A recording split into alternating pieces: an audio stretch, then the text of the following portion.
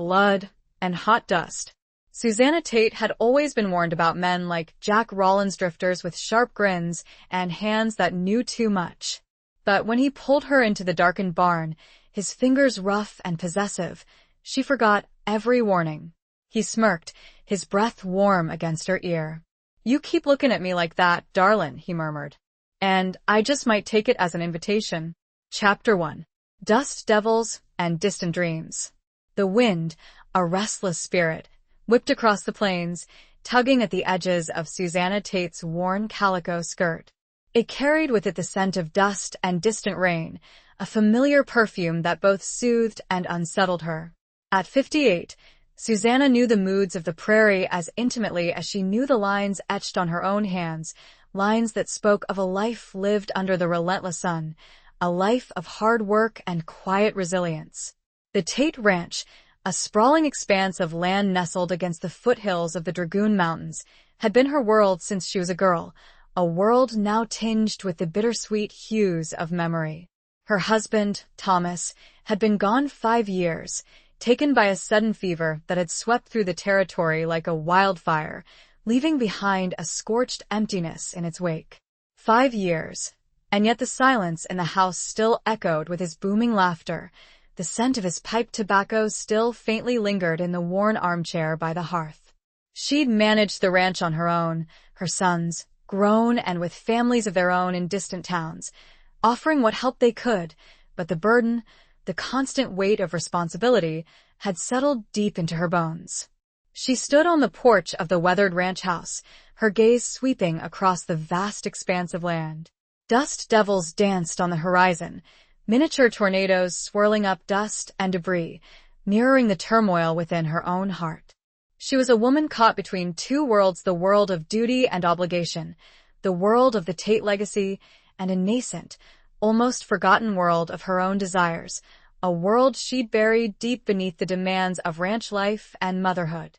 A rider appeared on the horizon, a dark silhouette against the fiery canvas of the setting sun.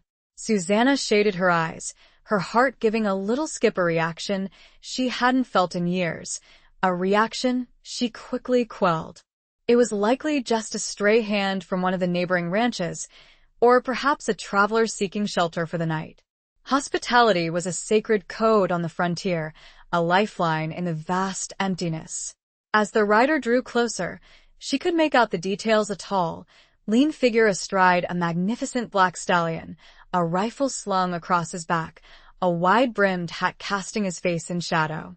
There was a certain swagger in his posture, a confident ease that spoke of a man accustomed to the harsh realities of the frontier. He wasn't a local. She knew every rancher and hand for miles around. This man was a stranger. He reined in his horse at the edge of the yard, the stallion pawing the ground, its breath clouding the cool evening air. He dismounted with a fluid grace, his movements economical and precise. As he approached, Susanna felt a prickle of unease, a sense of something unknown, something potentially dangerous. Yet, beneath that unease, there was a flicker of something else, a spark of curiosity, a whisper of long-dormant interest. He removed his hat, revealing a face that was both rugged and strikingly handsome. His eyes, the color of the twilight sky, held a hint of weariness, a shadow of stories untold. Deep lines were etched around his mouth and eyes, evidence of a life lived on the edge, a life that had seen its share of hardship and perhaps violence. His hair, the color of dark sand streaked with silver, was tied back with a leather thong. He had a strong jaw, shadowed by a few days' growth of beard, and a mouth that looked like it could easily curve into a smile or a snarl. "Evening, ma'am," he said, his voice a low, resonant drawl that sent an unexpected shiver down her spine. It was a voice that carried the weight of the wind and the dust, a voice that hinted at both strength and vulnerability. "Name's Jack Rawlins. Saw your ranch from the ridge. Hoping I might trouble you for a bit of water for myself and my horse."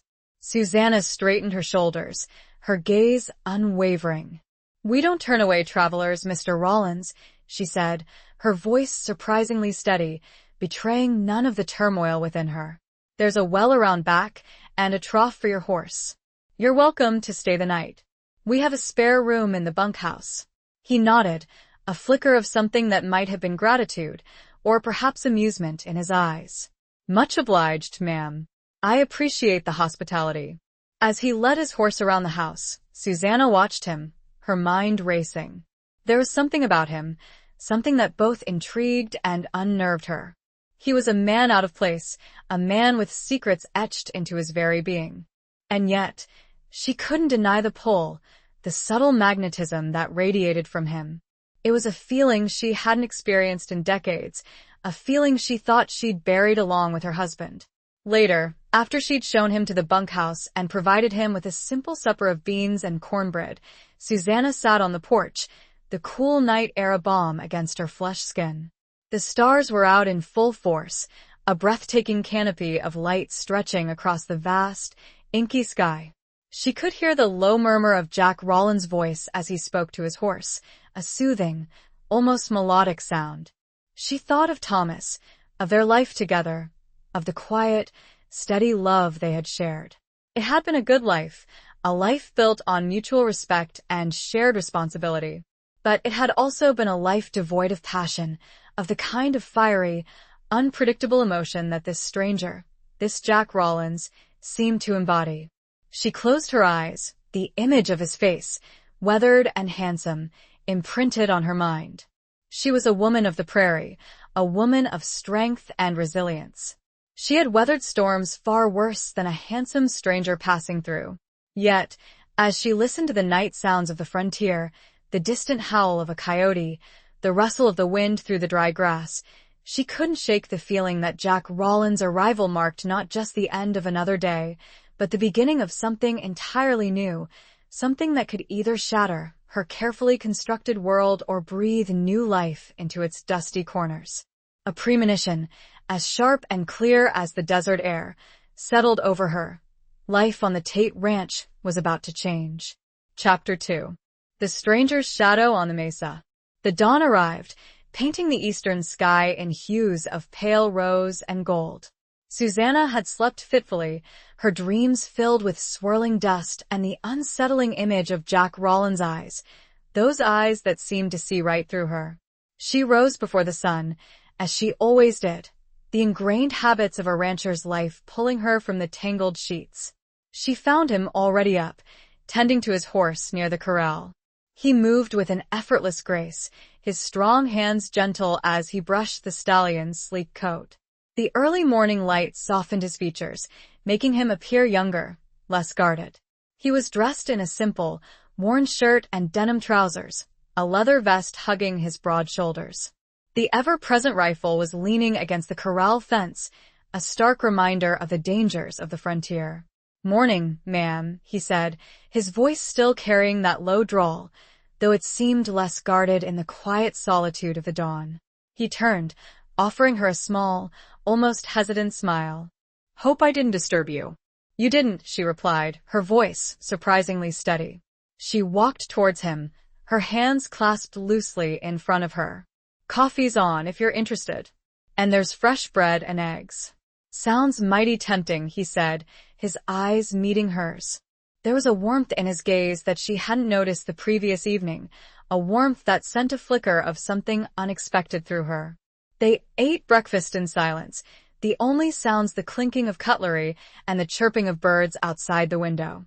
Susanna watched him surreptitiously, studying the way he held his fork, the way he chewed his food, the way his eyes seemed to absorb every detail of his surroundings. He was a man of few words, but his presence filled the small kitchen, a palpable energy that both intrigued and unnerved her. "So, Mr. Rawlins," she said, breaking the silence, "what brings you to these parts?" He paused, his fork halfway to his mouth. He looked at her, his expression unreadable. "Just passing through," he said finally, his voice carefully neutral. "Heading west." Susanna knew he was lying, or at least not telling the whole truth. There was a guardedness in his eyes, a subtle tension in his posture that belied his casual words. But she didn't press him. She knew better than to pry into a stranger's business, especially a stranger who carried a rifle and looked like he knew how to use it. "Well, she said, wiping her hands on her apron. "You're welcome to stay as long as you need. We could always use an extra hand around here if you're willing to work for your keep." The offer surprised her. She hadn't planned on saying it, but the words seemed to come out of their own accord. Perhaps it was the loneliness of the ranch, the constant struggle to keep things running. Or perhaps it was something else, something she didn't quite understand. Something to do with the way Jack Rollins looked at her, the way he made her feel alive in a way she hadn't felt in years. He considered her offer, his eyes searching hers. "I appreciate that, ma'am," he said slowly. "I'm not afraid of hard work, but I can't promise I'll be staying long." "Fair enough," she said, nodding. "We'll take it one day at a time." And so, Jack Rollins became a temporary fixture on the Tate Ranch. He proved to be a skilled and tireless worker, his strength and experience evident in everything he did. He mended fences, repaired the barn roof, helped with the cattle, and even managed to fix the old, creaky windmill that had been out of commission for months. He was respectful and polite, always addressing her as ma'am, but there was a subtle undercurrent of something else in his demeanor, a hint of something wild and untamed that both fascinated and frightened her. She found herself watching him, drawn to his quiet strength, his capable hands, the way he moved with such effortless grace. She caught him looking at her too, sometimes, his eyes lingering on her face, a flicker of something unreadable in their depths. These moments were fleeting, quickly masked by a polite nod or a casual remark, but they left her feeling flustered and strangely unsettled. One afternoon, she found him sitting on the edge of the mesa, gazing out at the vast expanse of land. The wind whipped his hair around his face, the setting sun casting long shadows across the valley. She approached him cautiously, her boots crunching on the dry earth. "It's beautiful, isn't it?" she said, her voice barely a whisper above the wind. He turned, his eyes meeting hers. "It is," he said, his voice soft, almost reverent. "Makes a man feel small, insignificant." They stood in silence for a moment, the vastness of the landscape stretching out before them.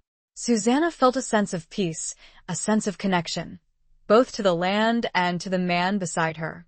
It was a feeling she hadn't experienced in a long time, a feeling she had almost forgotten existed. "You miss it, don't you?" he said, his voice breaking the silence. "Your husband." She looked at him, surprised by his perceptiveness. "Yes," she said, her voice thick with emotion. "I miss him every day." He nodded, his gaze returning to the horizon. "I know what that's like," he said quietly. "To lose someone you love. It leaves a hole in your heart that never quite heals."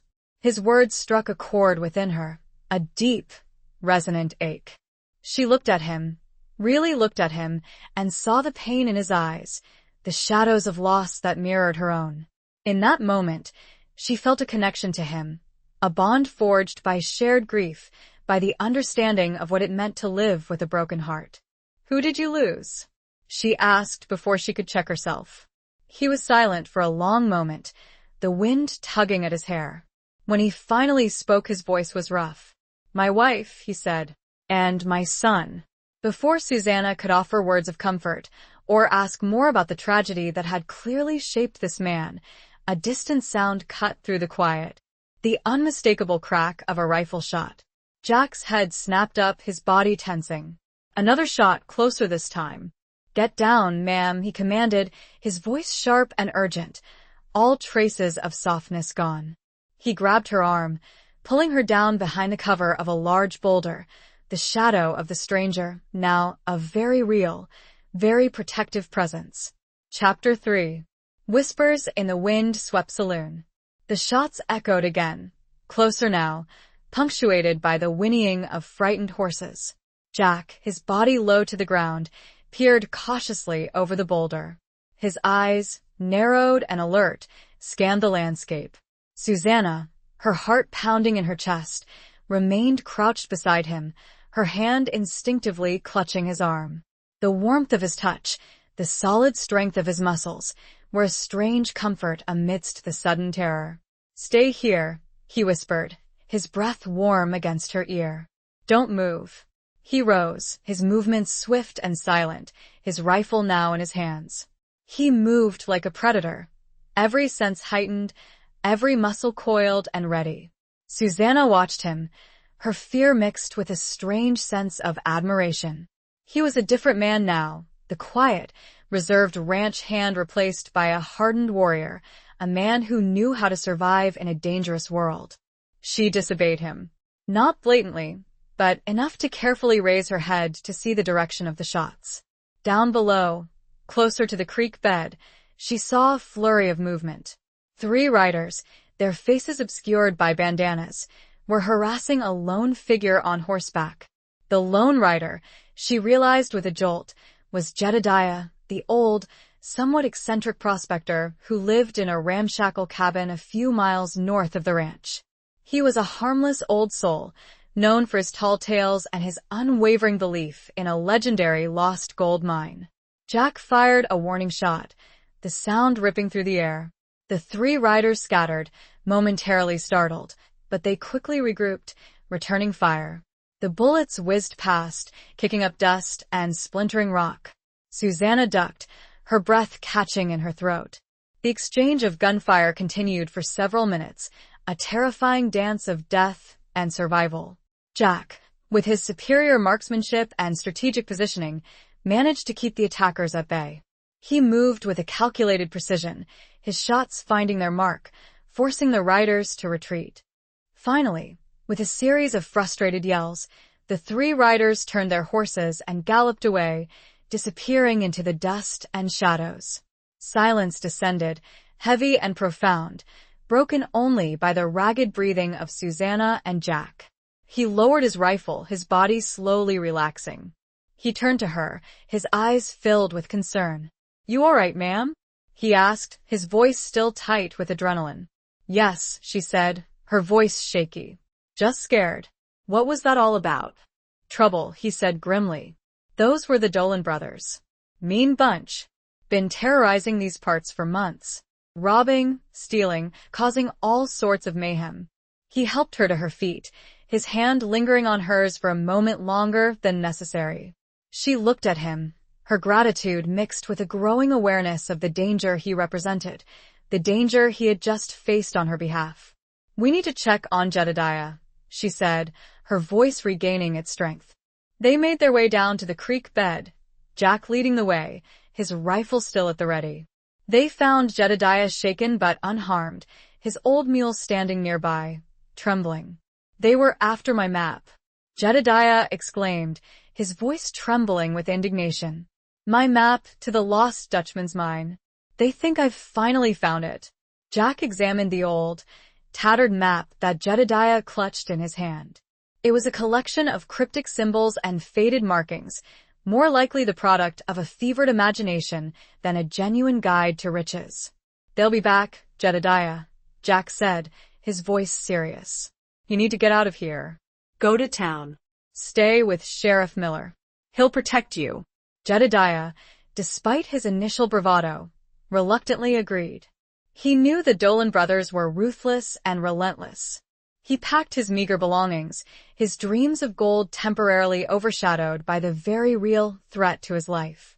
Susanna and Jack escorted Jedediah to the outskirts of Harmony Gulch, the nearest town, a dusty collection of buildings huddled around a muddy main street.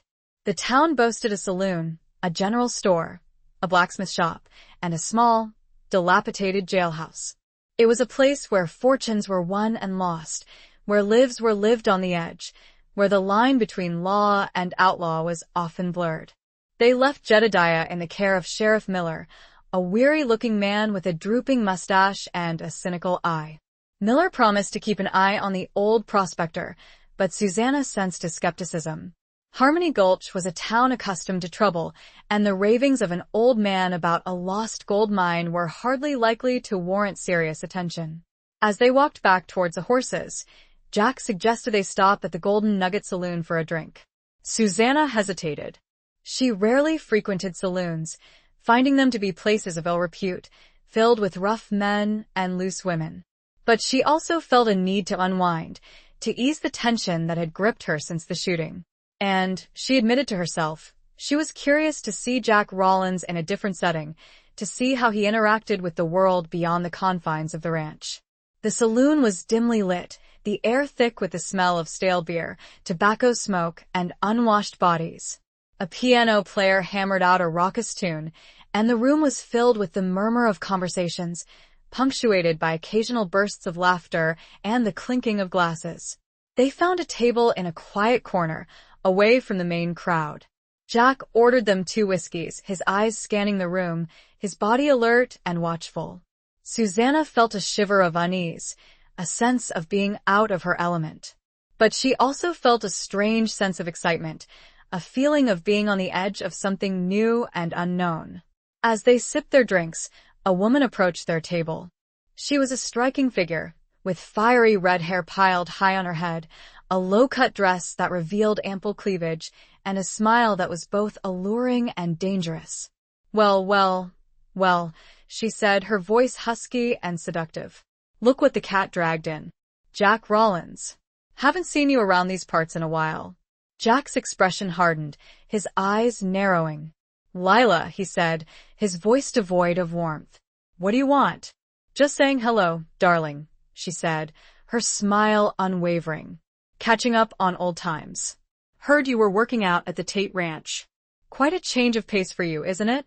There was a subtle undercurrent of tension in their exchange, a hint of a shared history, a history that Susanna suspected was far from innocent. She felt a pang of something she hadn't felt in years: jealousy. It was a ridiculous emotion, she knew. She had no claim on Jack Rollins. He was a stranger, a drifter, a man with a past that was clearly shrouded in secrets. Yet, she couldn't deny the sting, the unfamiliar ache in her heart. Lila leaned closer to Jack, her hand resting on his arm. Heard about the shooting, she whispered, her voice low and conspiratorial. The Dolans. They're looking for you, Jack. They know it was you who interfered. They're not happy. Jack's jaw tightened. He shrugged off her hand, his eyes cold. Let them come, he said, his voice a low growl. I'm not afraid of them. Lila laughed, a throaty, mocking sound. Always the brave one, aren't you, Jack? She said. But even you can't fight them all. You need friends, darling. You need protection. She glanced at Susanna, a sly, knowing look in her eyes. Or maybe you've already found it. Before Jack could respond, a commotion erupted at the bar. 2 men, burly and drunk, were engaged in a heated argument, their voices rising in anger. Suddenly, one of them drew a knife, lunging at the other. The saloon erupted in chaos, chairs overturning, glasses shattering, women screaming. Jack was on his feet in an instant. He had to defuse the situation, and soon. This quiet evening had quickly evaporated. Chapter 4. A bargain struck under a crimson sky. Jack moved with a speed that belied his size, weaving through the chaos of the brawling saloon patrons. He reached the 2 men just as the one with the knife was about to strike again. With a swift, precise movement, he disarmed the attacker, twisting his wrist and sending the knife clattering to the floor. He then grabbed both men by the scruffs of their necks, holding them apart with effortless strength. That's enough, he said, his voice a low, authoritative growl that cut through the din. Settle down, or I'll settle you both down myself. The 2 men, momentarily subdued by Jack's intervention, glared at each other, their chests heaving, their faces flushed with anger and alcohol. But they knew better than to challenge him. Jack Rollins had a reputation in these parts, a reputation that inspired both fear and respect. Sheriff Miller, drawn by the commotion, finally arrived, his face a mask of weary resignation. He took charge of the situation, ordering the 2 men to be locked up in the town's small jail. The saloon slowly returned to a semblance of order, the piano player resuming his tune, the patrons returning to their drinks and conversations, though the air remained thick with tension. Lila, who had watched the scene unfold with a mixture of amusement and admiration, approached Jack again. You always were a natural peacemaker, Jack, she said, her voice dripping with sarcasm. Or is it troublemaker? I can never quite decide. Leave it alone, Lila, Jack said, his voice tight with annoyance. He turned to Susanna, who had remained seated at their table, her eyes wide with a mixture of fear and fascination. "You ready to go, ma'am?" Susanna nodded, relieved to be leaving the smoky confines of the saloon. As they walked outside, the cool night air was a welcome relief.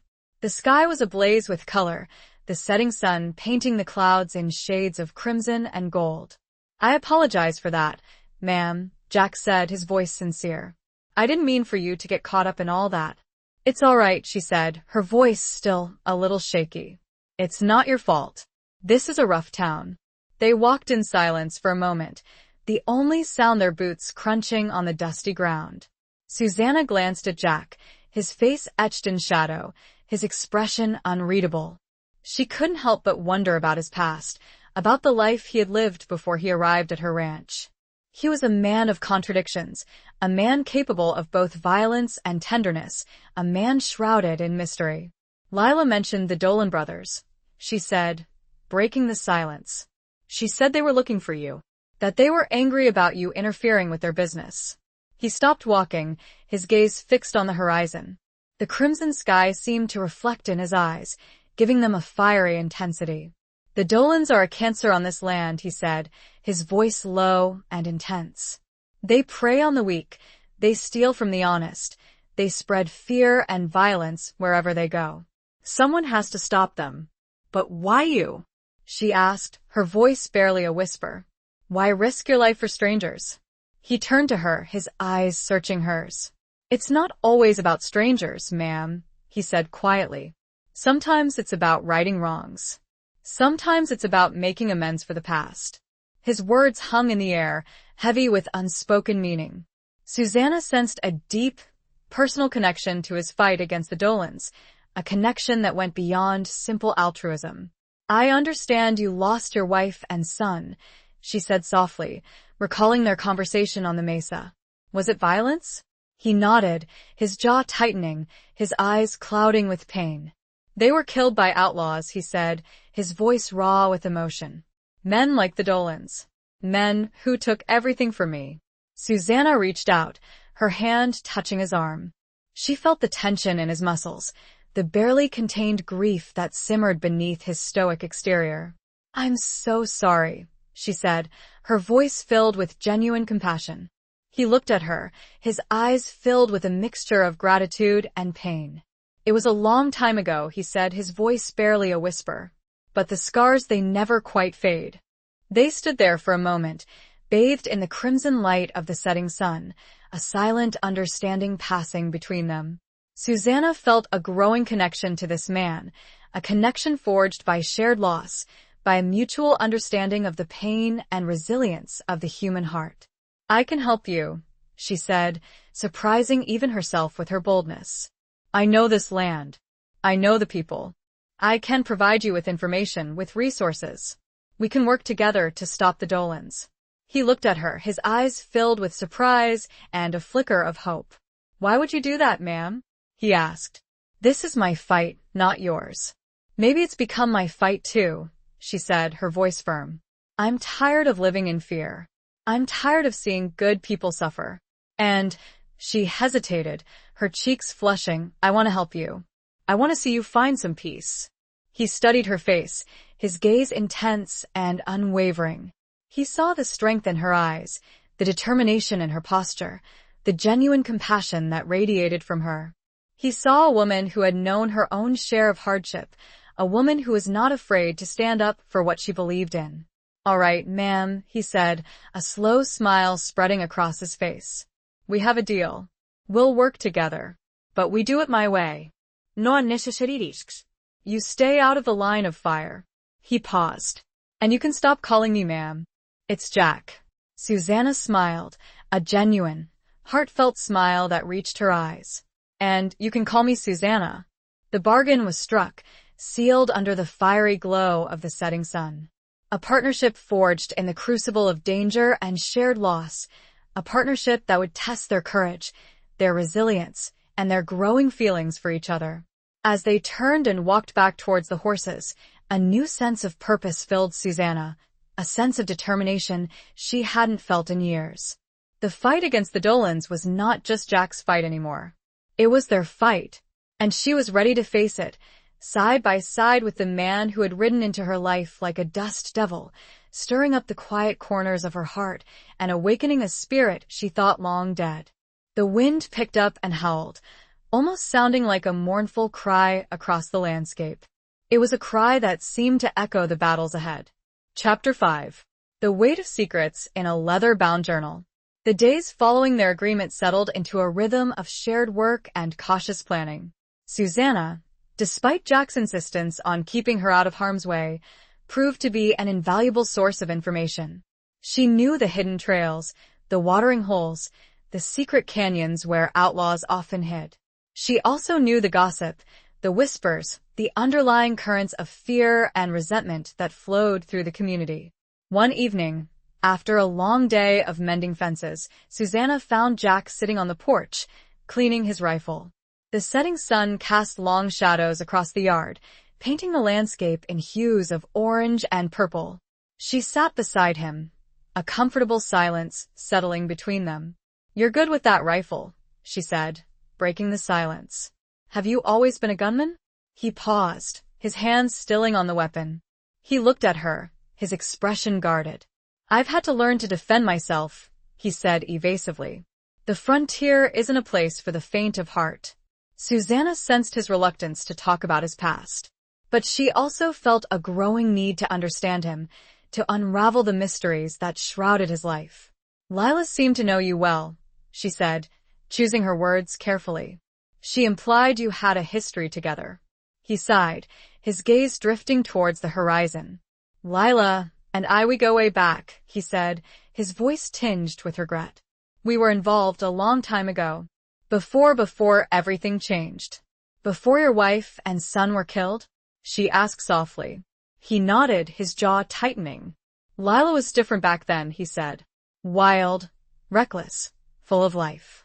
But the life we lived, it hardened her. It changed her. It changed us both." He fell silent, his gaze lost in the distance. Susanna could sense the pain, the regret, the weight of unspoken memories that burdened him. "I found something today," she said, changing the subject, "while I was cleaning out the attic. It belonged to Thomas, my husband. I think you should see it." She went inside, returning a few moments later with a small, leather-bound journal. The leather was worn and cracked, the pages yellowed with age. She handed it to Jack. "Thomas was a meticulous record keeper," she explained. "He kept track of everything that happened on the ranch, every transaction, every encounter. He also kept track of things he heard, rumors, gossip, things that might be of interest." Jack opened the journal, his fingers tracing the faded ink. He began to read, his eyes scanning the pages, his expression growing increasingly intense. The journal contained entries dating back several years, detailing the activities of various outlaw gangs operating in the territory. There were descriptions of robberies, cattle rustling, and even murders. And as Jack turned the pages, he found several entries specifically mentioning the Dolan brothers. Thomas had apparently suspected the Dolans of being involved in a series of stagecoach robberies that had plagued the area. He had even noted the names of several individuals who were believed to be associated with the gang, including a man named Silas Blackwood, a known gambler and gunfighter who frequented the Golden Nugget Saloon. "This Blackwood," Jack said, his voice low and intense. "I know him. He's a dangerous man. Ruthless, cold-blooded.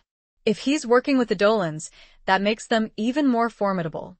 The journal also contained a cryptic entry, written just weeks before Thomas's death. It read, "Heard whispers of a hidden cache Dolan stash somewhere in the Devil's Backbone marked by a twisted juniper." Jack looked up, his eyes meeting Susanna's. "The Devil's Backbone," he said. "It's a remote, treacherous canyon, a few miles north of here. A perfect place to hide something or someone."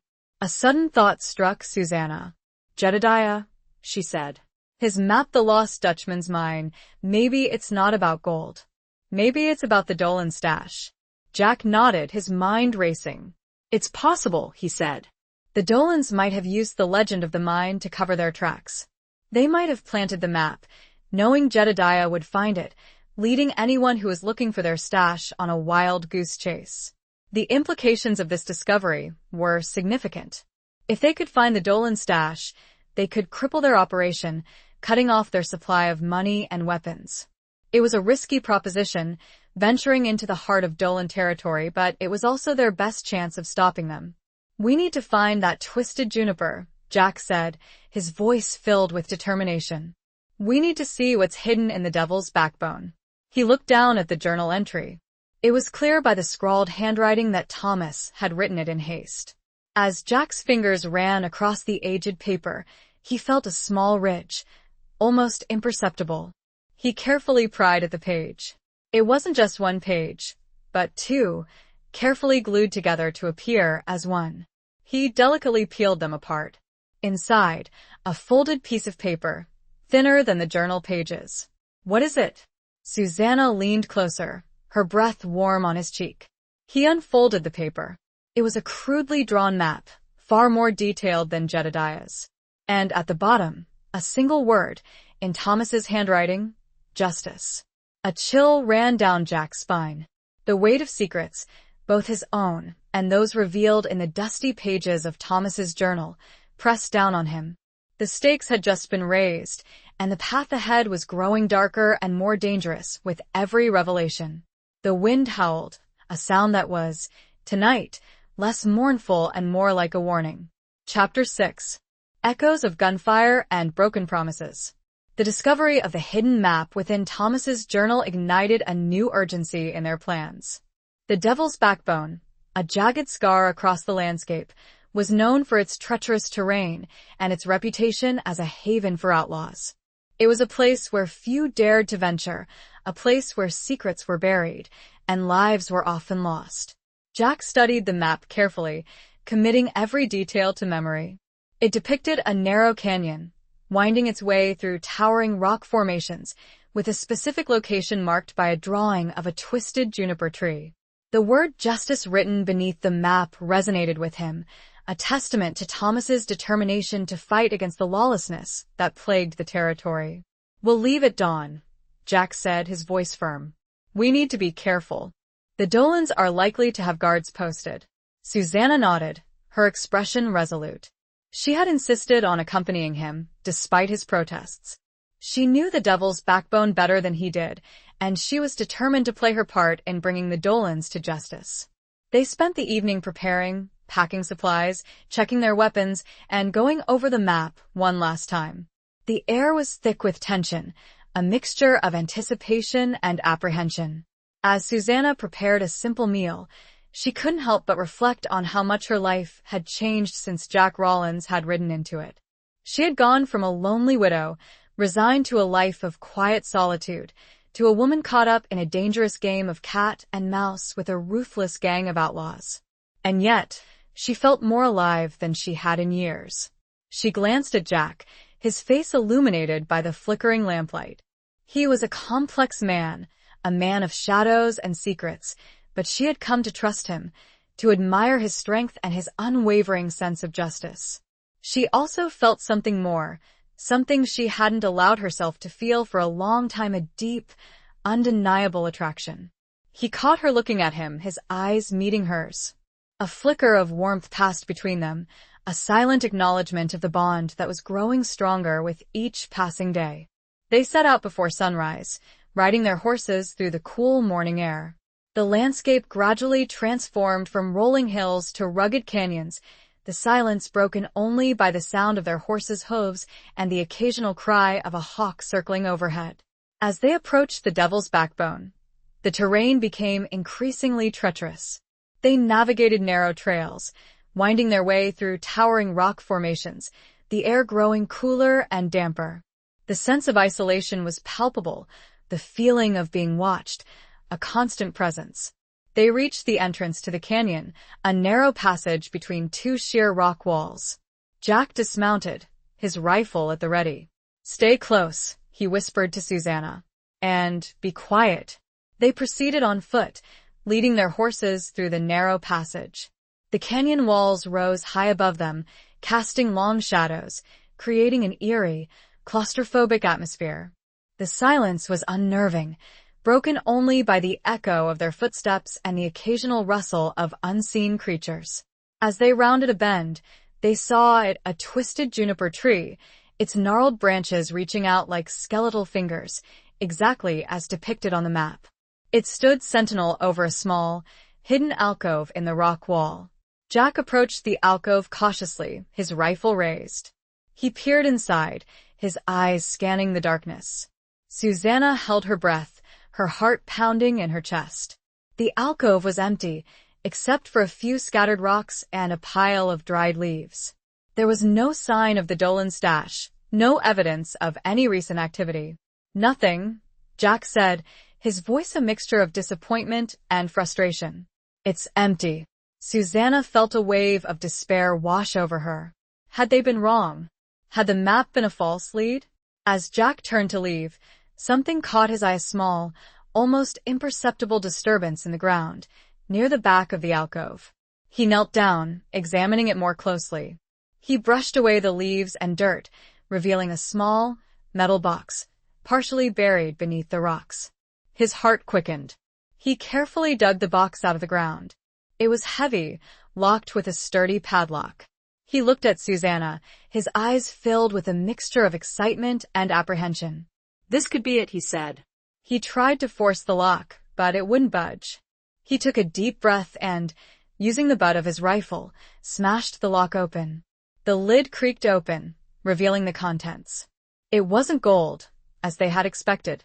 Instead, the box was filled with documents, letters, ledgers, and a few photographs. Jack began to sift through the contents, his eyes scanning the faded ink. The documents revealed a web of corruption and deceit, far more extensive than they had imagined.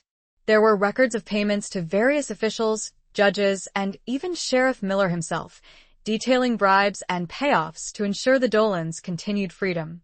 The letters contained correspondence between the Dolan brothers and other prominent figures in the territory, outlining plans for land grabs, cattle rustling, and even political manipulation.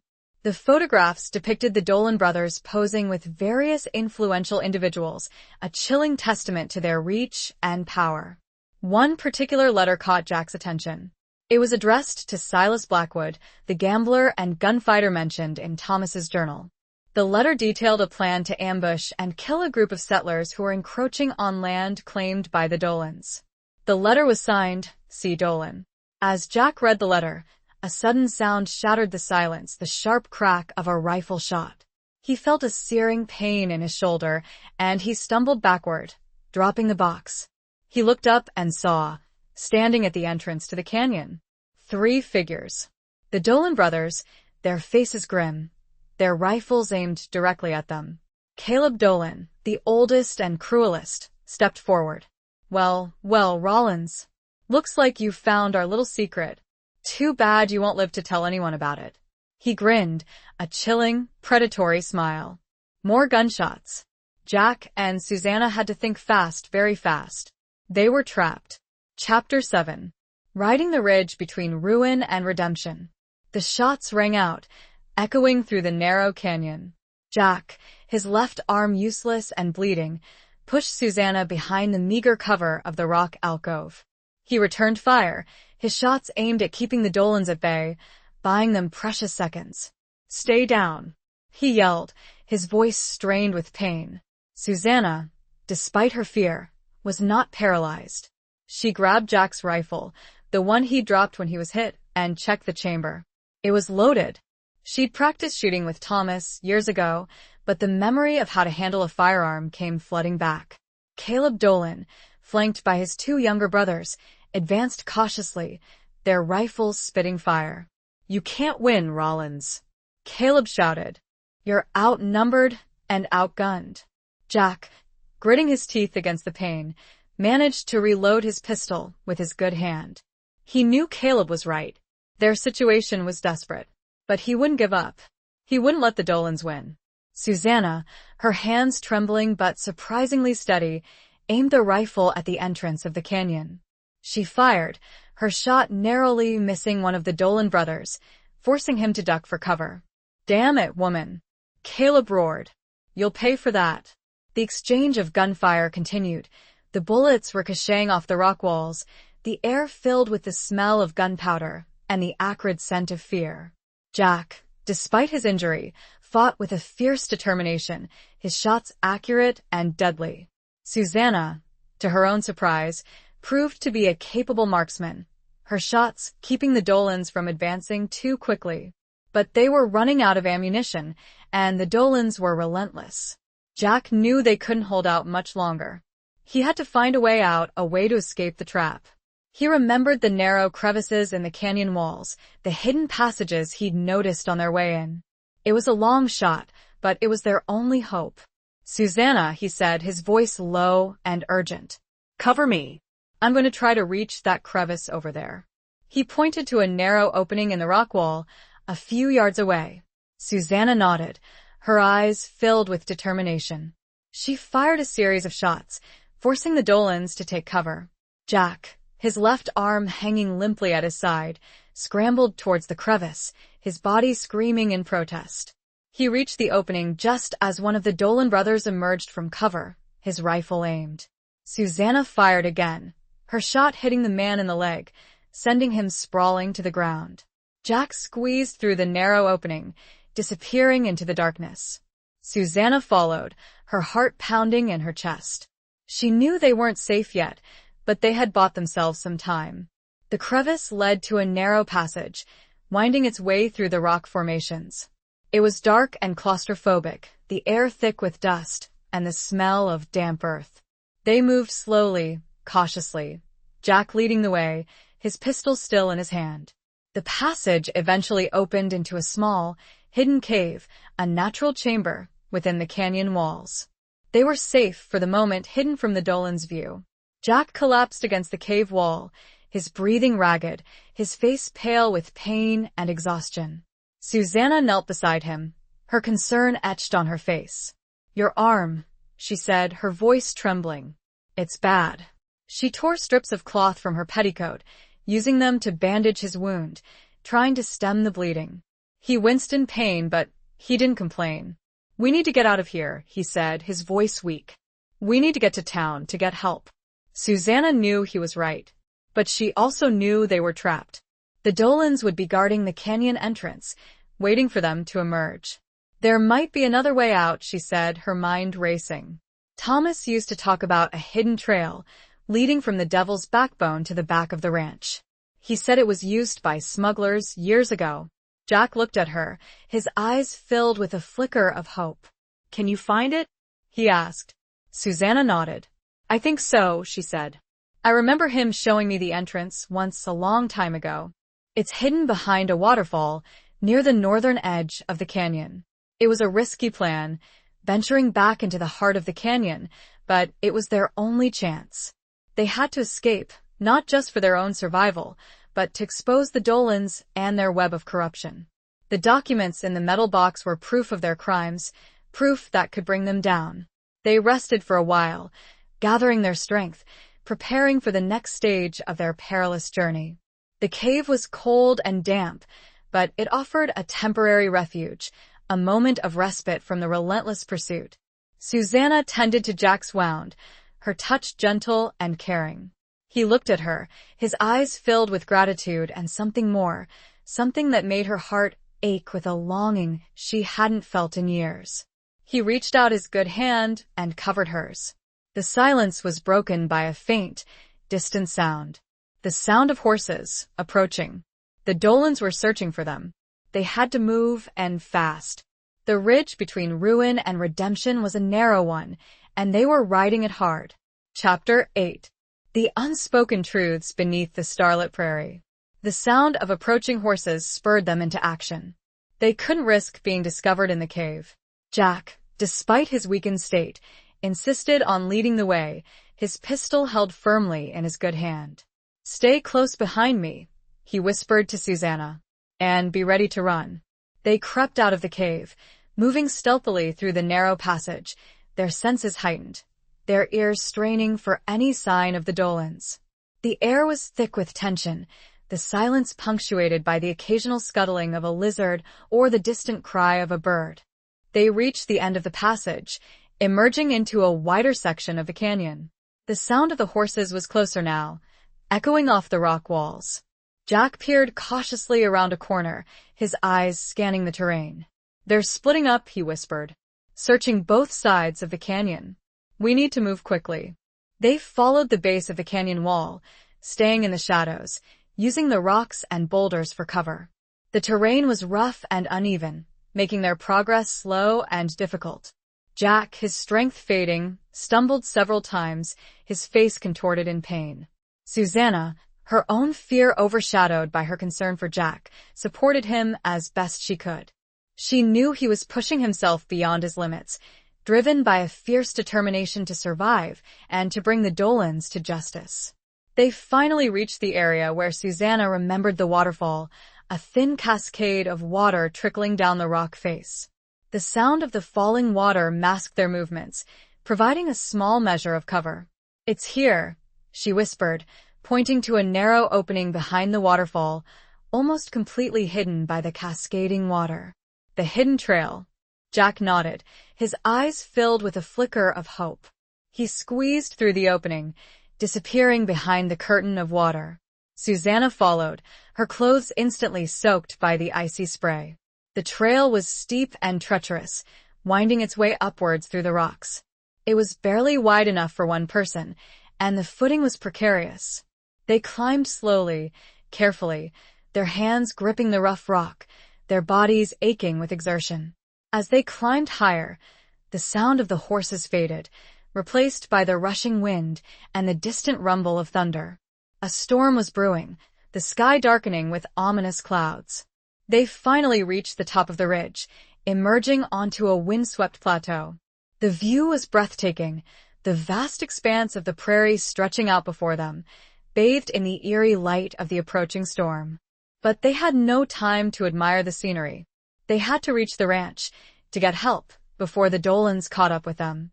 They set off across the plateau, walking as quickly as Jack's injured state would allow. The wind whipped around them, tugging at their clothes, the first drops of rain beginning to fall. As they walked, Susanna couldn't help but reflect on the events of the past few days. She had faced danger, fear, and the very real possibility of death. But she had also discovered a strength within herself she didn't know she possessed, a resilience that had been forged in the crucible of adversity. And she had found something else, something she had thought lost forever, a connection with another human being, a bond of trust and affection that had grown stronger with each shared challenge. She looked at Jack, his face etched with pain and determination, his eyes filled with a quiet strength that both inspired and moved her. He stumbled, his injured arm giving way. Susanna caught him, helping him to regain his balance. "We need to rest," she said, her voice filled with concern. "You can't go on like this." He protested, but she insisted. They found a small, sheltered alcove beneath an overhanging rock, providing some protection from the rain. They huddled together, sharing their body heat, the silence broken only by the sound of the wind and the rain. "I'm sorry," Jack said, his voice low and filled with regret. "I got you into this mess. I should have listened to you, kept you out of it." "Don't be ridiculous," she said, her voice firm. "I made my own choice. I'm not a child, Jack. I can take care of myself." He looked at her, his eyes searching hers. "You're a remarkable woman, Susanna," he said quietly. "Strong, courageous, compassionate. I've never met anyone like you." His words warmed her heart, chasing away the chill of the rain and the fear that still lingered within her.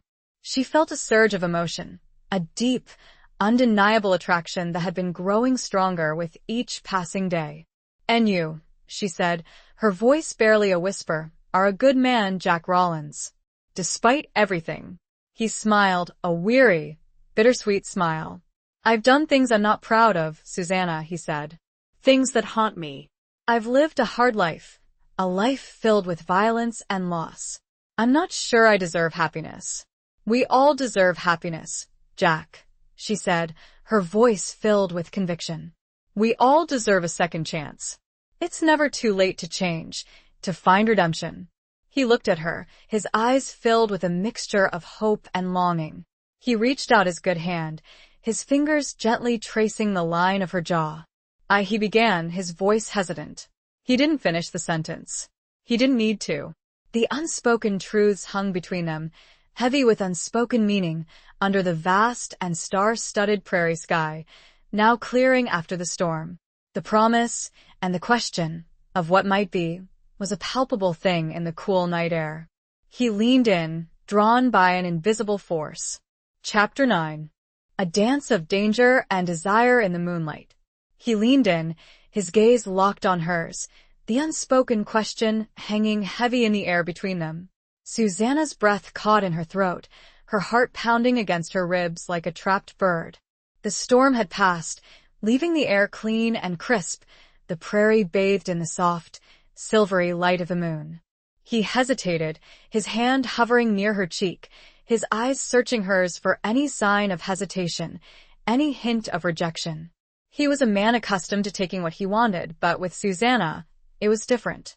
He felt a tenderness, a vulnerability he hadn't experienced in years.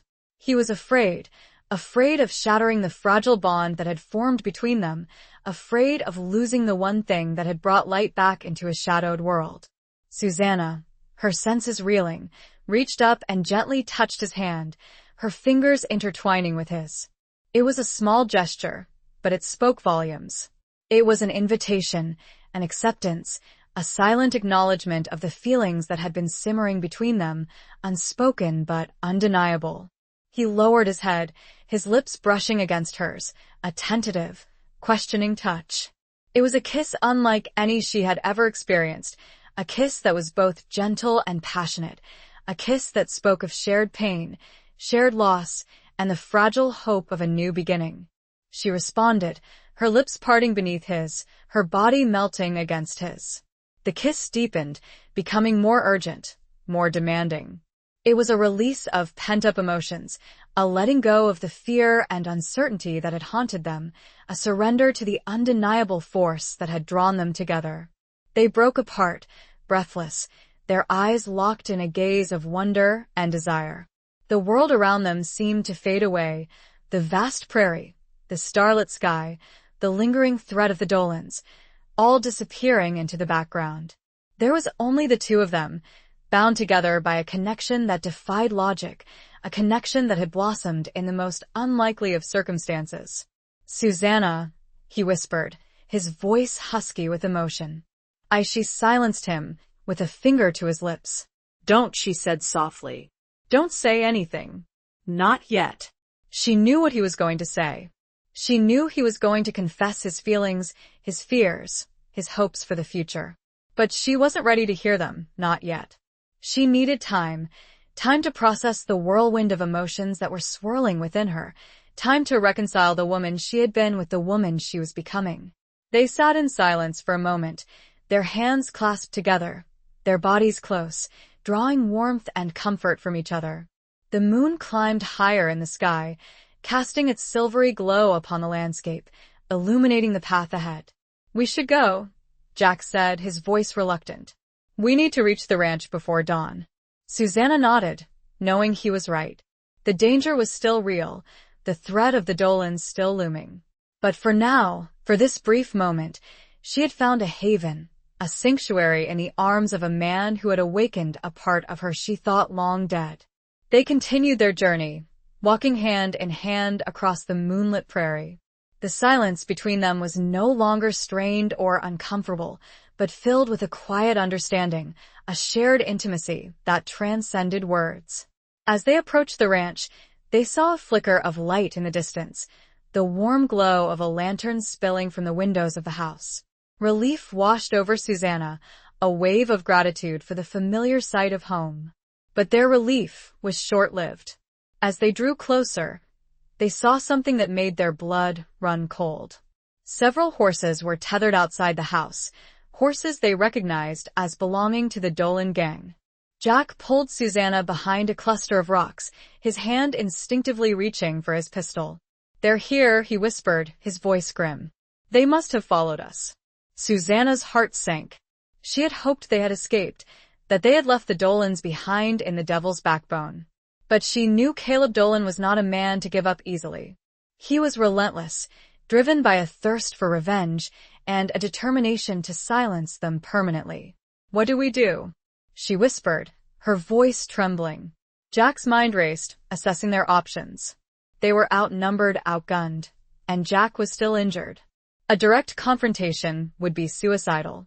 He saw a small, abandoned shed near the back of the house, a place where Thomas used to store tools and supplies.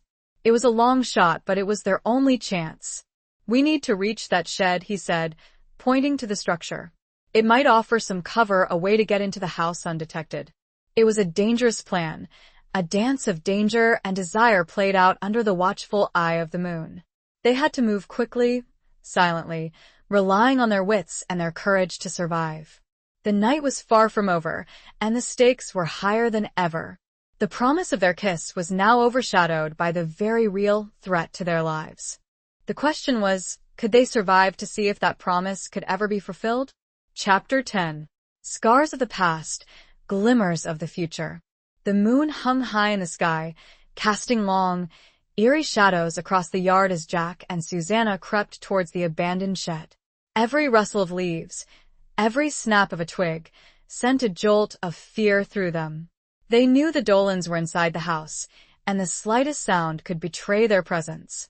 Jack, his injured arm throbbing, moved with a surprising agility, his senses heightened, his body fueled by adrenaline. Susanna stayed close behind him, her heart pounding in her chest, her hand clutching the rifle she had taken from the canyon. They reached the shed, its weathered wooden walls offering a semblance of cover. Jack cautiously peered through a crack in the boards, his eyes scanning the back of the house. He saw two of the Dolan brothers standing guard near the back door, their rifles held loosely in their hands, their conversation muffled by the distance. "There's two of them," he whispered to Susanna. "We need to take them out quietly."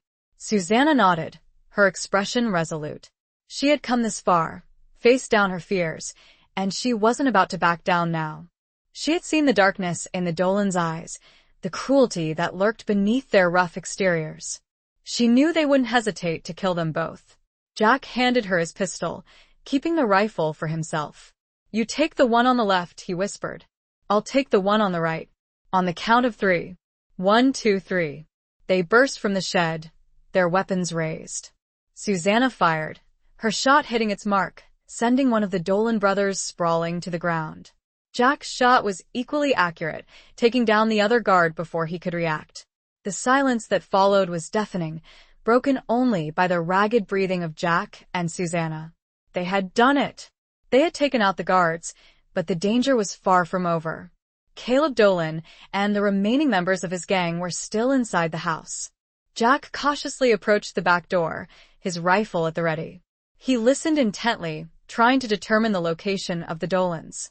He heard voices, muffled by the walls, coming from the living room. He motioned for Susanna to follow him. They slipped inside the house, moving silently through the familiar rooms, their senses on high alert. The house, once a haven of peace and tranquility, now felt like a battleground, a place of shadows and danger. They reached the living room doorway, peering cautiously inside. Caleb Dolan was standing near the fireplace, his back to them, talking to two other members of his gang. They were gathered around a table, examining the documents they had taken from the metal box.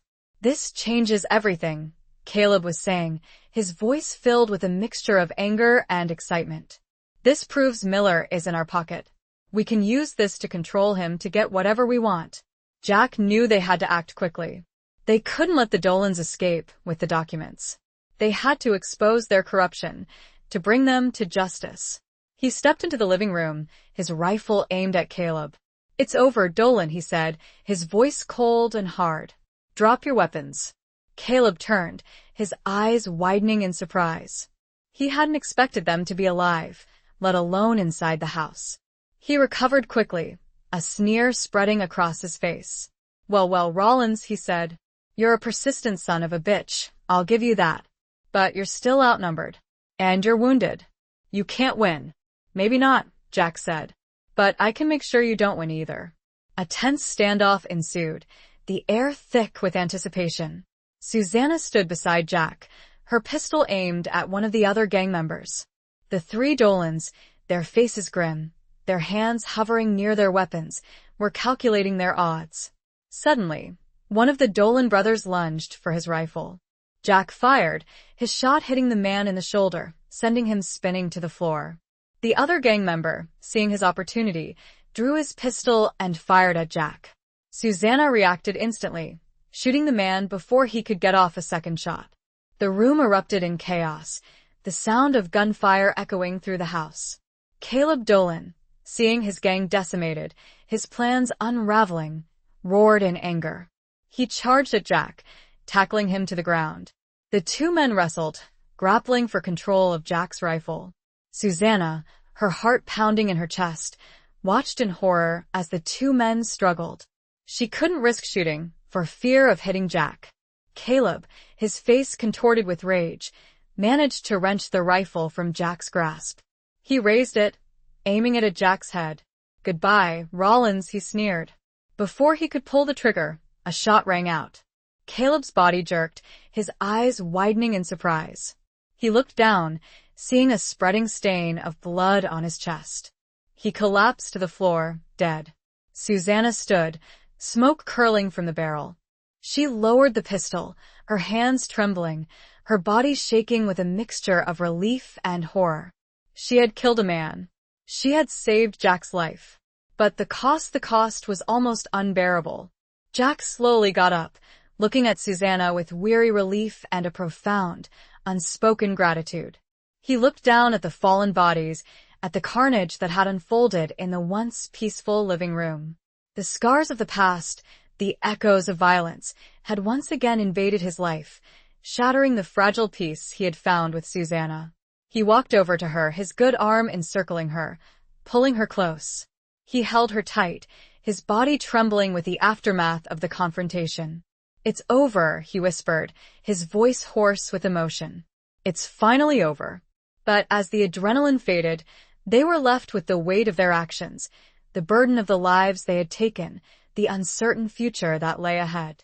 The glimmers of the future, the hope of a new beginning, were now intertwined with the deep scars of the past.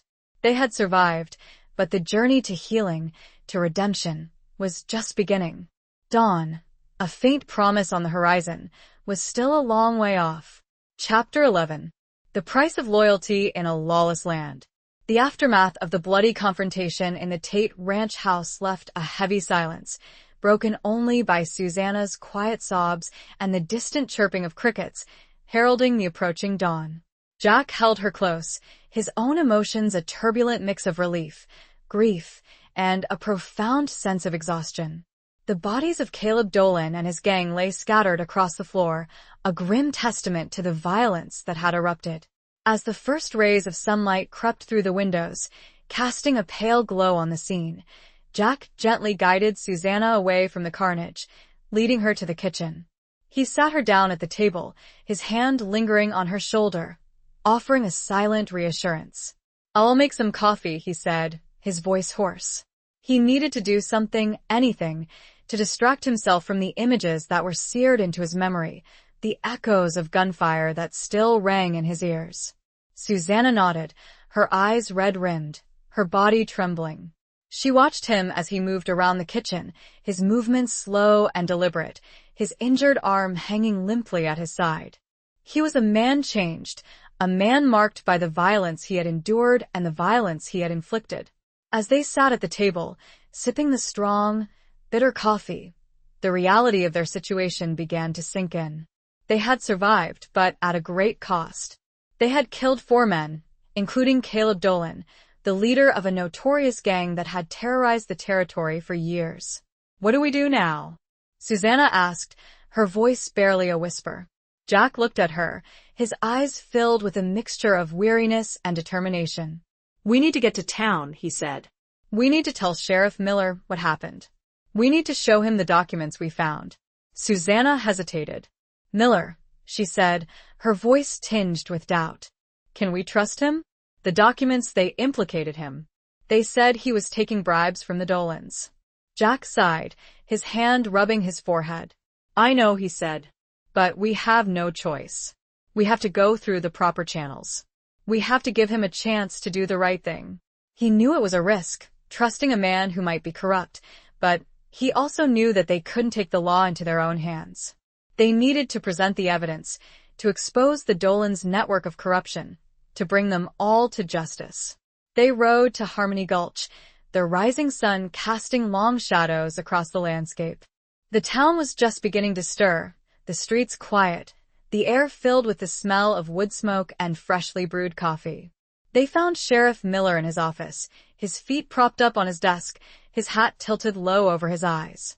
He looked up, his expression surprised, as they entered. "Rollins," he said, his voice gruff. "Susanna, what brings you two to town so early?" Jack stepped forward, his jaw set, his eyes fixed on Miller. "We have something to show you, Sheriff," he said. "Something we found in the Devil's Backbone." He placed the metal box on Miller's desk, the documents spilling out, revealing the evidence of the Dolan's crimes and Miller's own complicity. Miller's face paled as he examined the documents, his eyes widening in disbelief and fear. He looked from Jack to Susanna, his expression a mixture of guilt and apprehension. This is a lie," he stammered. "This is a fabrication. The Dolans, they were trying to frame me." Jack's voice was cold, unwavering. "We know the truth, Miller," he said. "The documents don't lie. You were taking bribes from the Dolans. You were protecting them. You were allowing them to terrorize this territory." Miller slumped back in his chair, his defenses crumbling. He knew he was caught, his carefully constructed world collapsing around him. "All right," he said, his voice defeated. "You got me. I was taking their money. But it wasn't just me. There were others higher up involved." He began to name names, revealing a network of corruption that extended far beyond Harmony Gulch, reaching into the highest levels of government and law enforcement. It was a web of deceit and betrayal, a system built on greed and power. Jack listened intently, his mind racing. The information Miller was providing was explosive, a revelation that could shake the very foundations of the territory. "We need to get this information to the right people," Jack said. "To someone we can trust. Someone who will expose this corruption and bring these people to justice." Susanna spoke, her voice filled with a newfound determination. "I know someone," she said. "Judge Thompson in Prescott. He's an honest man. He's known for his integrity, his commitment to justice." It was a long shot, riding to Prescott, a journey of several days, but it was their only hope.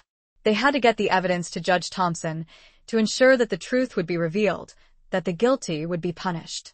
As they prepared to leave, Miller, his face a mask of shame and regret, made a surprising offer. "I'll go with you," he said.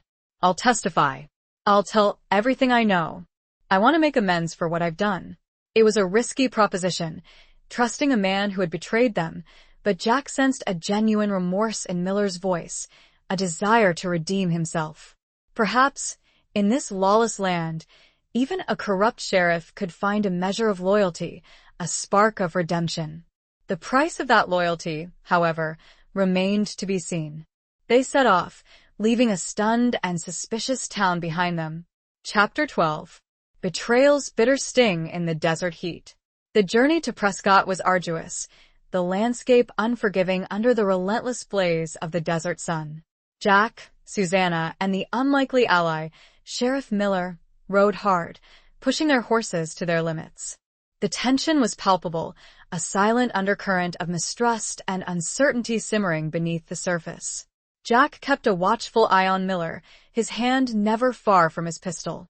He couldn't shake the feeling that the sheriff's sudden change of heart was too good to be true. He had seen too much betrayal in his life, too much deceit, to blindly trust a man who had been complicit in the Dolan's crimes. Susanna, too, was wary of Miller, but she also saw a glimmer of hope in his offer to testify.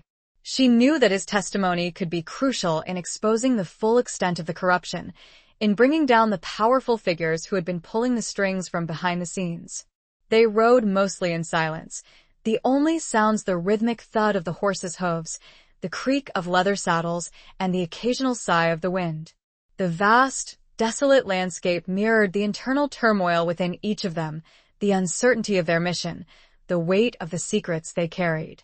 On the second day of their journey, they stopped to rest near a small, brackish watering hole. The horses drank gratefully, their thirst quenched by the muddy water. Jack, Susanna and Miller sat in the shade of a lone mesquite tree, sharing a meager meal of dried meat and hardtack. "Why did you do it, Miller?" Susanna asked, her voice breaking the silence. "Why did you take the Dolan's money? Why did you betray your oath?" Miller looked at her, his eyes filled with a mixture of shame and regret. "I was weak," he said, his voice low. "I had debts, gambling debts. The Dolans offered me a way out. They promised me money, power. I told myself it was just a one-time thing, that I could control it. But it spiraled, it became a monster I couldn't control." He looked at Jack, his expression pleading. "I know I don't deserve your trust," he said. "But I swear to you, I'll do everything I can to make things right. I'll testify against them all. I'll expose the whole rotten system." Jack studied him, his eyes searching for any sign of deception. He wanted to believe him, to believe that redemption was possible, even for a man like Miller. But the scars of the past, the memories of betrayal, made it difficult to trust. As they continued their journey, the landscape became increasingly harsh, the sun beating down mercilessly, the air shimmering with heat. They were entering the heart of the desert, a place of extremes, a place where survival was a constant struggle. On the third day, as they were riding through a narrow canyon, they were ambushed. A volley of shots rang out, bullets whizzing past them, kicking up dust and splintering rock. "Get down!" Jack yelled, pulling Susanna from her horse, shielding her with his body. They scrambled for cover behind a cluster of boulders, their hearts pounding in their chests. Jack returned fire, his shots aimed at the unseen attackers, who were hidden among the rocks above them. Miller, surprisingly, joined the fight, firing his pistol with a surprising accuracy.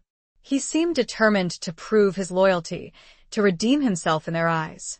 The exchange of gunfire continued for several minutes, a terrifying dance of death and survival. Jack, despite his injured arm, fought with a fierce determination, his shots finding their mark. But they were outnumbered, outgunned, and trapped in a deadly crossfire. Jack knew they couldn't hold out much longer. He had to find a way out, a way to escape the ambush. He saw a narrow passage, a crevice in the canyon wall, that might offer a way to escape. It was a long shot, but it was their only hope. "Cover me!" He yelled to Susanna and Miller. "I'm going to try to reach that passage." He sprinted from cover, his body exposed to the enemy fire.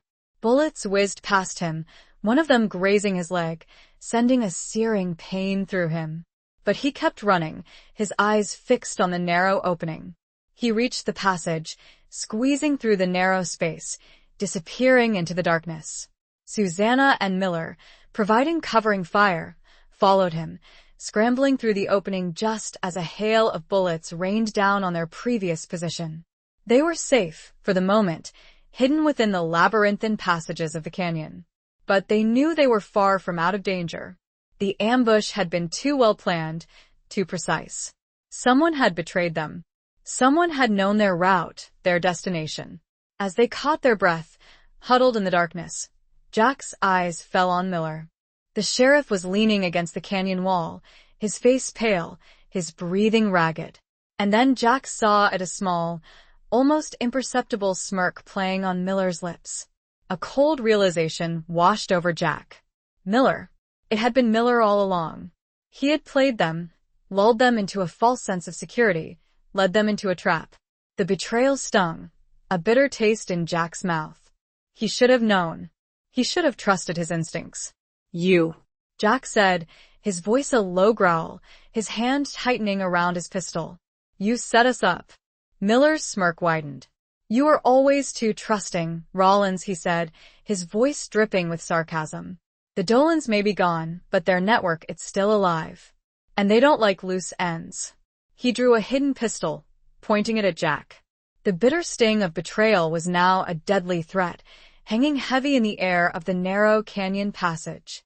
The desert heat seemed to intensify, reflecting the burning rage and the cold, hard truth of their desperate situation.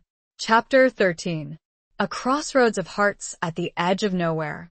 Miller's pistol was aimed squarely at Jack's chest, the small, dark hole of the barrel a menacing promise of death. Susanna gasped, her hand flying to her mouth, her eyes wide with horror. "You bastard," Jack growled, his voice low and dangerous. He knew he had to act fast, but his injured arm and leg hampered his movements. He was trapped, cornered, betrayed by the one man he had foolishly allowed himself to trust. "I warned you, Rollins," Miller sneered. "You should have stayed out of it. You should have let things be." "It's never too late to do the right thing, Miller," Susanna said, her voice trembling but surprisingly firm. "Put the gun down. We can still fix this. We can still expose them all." Miller laughed, a harsh, mocking sound that echoed through the narrow passage. "You naive woman," he said. "There's no fixing this. The game is rigged. The powerful always win. And you two are just collateral damage." He cocked the hammer of the pistol, the metallic click a chilling sound in the confined space. Jack tensed, his mind racing, searching for any possible way out of this desperate situation. He knew he was about to die, but he wouldn't go down without a fight. Suddenly, a shot rang out, but it wasn't from Miller's pistol. The sheriff's eyes widened in surprise, his body jerking backward, a crimson stain blossoming on his chest. He stumbled, his pistol falling from his grasp, clattering to the ground. Susanna stood, her own pistol still smoking, her hands trembling, her face a mask of shock and disbelief. She had shot Miller. She had saved Jack's life, again. But the cost was almost unbearable. Miller collapsed to the ground, his lifeblood seeping into the dry earth. He looked up at Susanna, a flicker of surprise, and perhaps a hint of regret in his dying eyes. Jack stared at Susanna, his own emotions a turbulent mix of relief, gratitude, and a profound sense of sorrow. He knew what it had taken for her to pull the trigger, to take a life, even to save his own. "It's all right," he said, his voice hoarse. He reached out his good hand, gently taking the pistol from her trembling grasp. "You did what you had to do." They stood there for a moment, locked in a silent embrace, the weight of their actions, the burden of their survival, pressing down on them. They were alive, but they were also changed, forever marked by the violence they had endured, the betrayals they had faced. They knew they couldn't stay there. Miller's accomplices, the ones who had ambushed them, would be searching for them. They had to escape, to continue their journey to Prescott, to deliver the evidence to Judge Thompson. They found their horses, who had scattered during the ambush, a short distance away. They mounted, their bodies aching, their spirits weary, but their determination undiminished. As they rode away from the canyon, leaving Miller's body behind, they reached a crossroads, both literally and figuratively. The trail forked, one path leading towards Prescott, the other winding its way back towards Harmony Gulch and the Tate Ranch. They stopped, their horses pawing the ground, their breath clouding the cool evening air. The sun was setting, casting long shadows across the desolate landscape, painting the sky in hues of orange and purple. "Which way?" Susanna asked, her voice barely a whisper. Jack looked at her, his eyes filled with a mixture of uncertainty and longing. He knew they had a mission to complete, a duty to fulfill. But he also knew that their lives had been irrevocably altered, their paths intertwined in ways they could never have imagined. "I don't know," he said, his voice honest. "Prescott, it's the logical choice. It's what we set out to do." But he hesitated, his gaze searching hers. He saw the weariness in her eyes, the pain, the unspoken questions that mirrored his own. "But," she prompted, her voice soft. "But maybe there's another way," he said. Maybe we don't have to go back to that life. Maybe we can start over somewhere new, somewhere where no one knows us, somewhere where we can just be." It was a reckless idea, a dream born of desperation and a longing for peace. It meant abandoning their mission, leaving the fight for justice to others. But it also offered a chance for something more, a chance for healing, for happiness, for a life free from the shadows of the past. Susanna looked at him, her eyes filled with a mixture of hope and fear. She had spent her life rooted in one place, bound by duty and obligation. The thought of leaving it all behind, of venturing into the unknown, was both terrifying and exhilarating. She thought of the ranch, of her sons, of the life she had known. But she also thought of Jack, of the connection they shared, of the love that had blossomed between them amidst the danger and the violence. She looked at the two paths stretching out before them, one leading towards duty, the other towards an uncertain future. It was a crossroads of hearts, a decision that would determine the course of their lives, a choice between the familiar and the unknown, between justice and a fragile hope for something more. The weight of that decision, the pull of both paths, was almost unbearable. She looked at Jack. His decision. Their decision. And there, at the edge of nowhere, they had to choose. Chapter 14. The unraveling threads of a tangled web. Jack's proposal hung in the air, a fragile butterfly of hope amidst the harsh realities of their situation. To abandon their mission, to turn their backs on the fight for justice, felt like a betrayal of everything they had endured, everything they had fought for. Yet, the allure of a new beginning, a life free from the shadows of the past, was undeniably tempting. Susanna looked at the two paths stretching before them, her heart torn between duty and desire. She saw the weariness in Jack's eyes, the pain that lingered beneath his stoic exterior. She knew he was offering her not just an escape, but a chance at a happiness she had thought lost forever. It's a lot to ask, she said, her voice trembling. To leave everything behind to run away, we wouldn't be running away, Jack said, his voice firm. We'd be running towards something. Towards a new life together. He reached out his good hand, gently taking hers. His touch was warm and reassuring, a silent promise of strength and support. I know it's not easy, he said. But I believe we can make it work. We can build something new, something good, something that's ours. Susanna searched his eyes, seeing the sincerity in his gaze, the unwavering belief in his words. She had come to trust this man, to admire his strength and his resilience, to love him with a depth of feeling she had never thought possible. But the weight of responsibility, the ingrained sense of duty that had defined her life, held her back. She thought of her sons, of the ranch, of the people who depended on her. Could she simply abandon them all?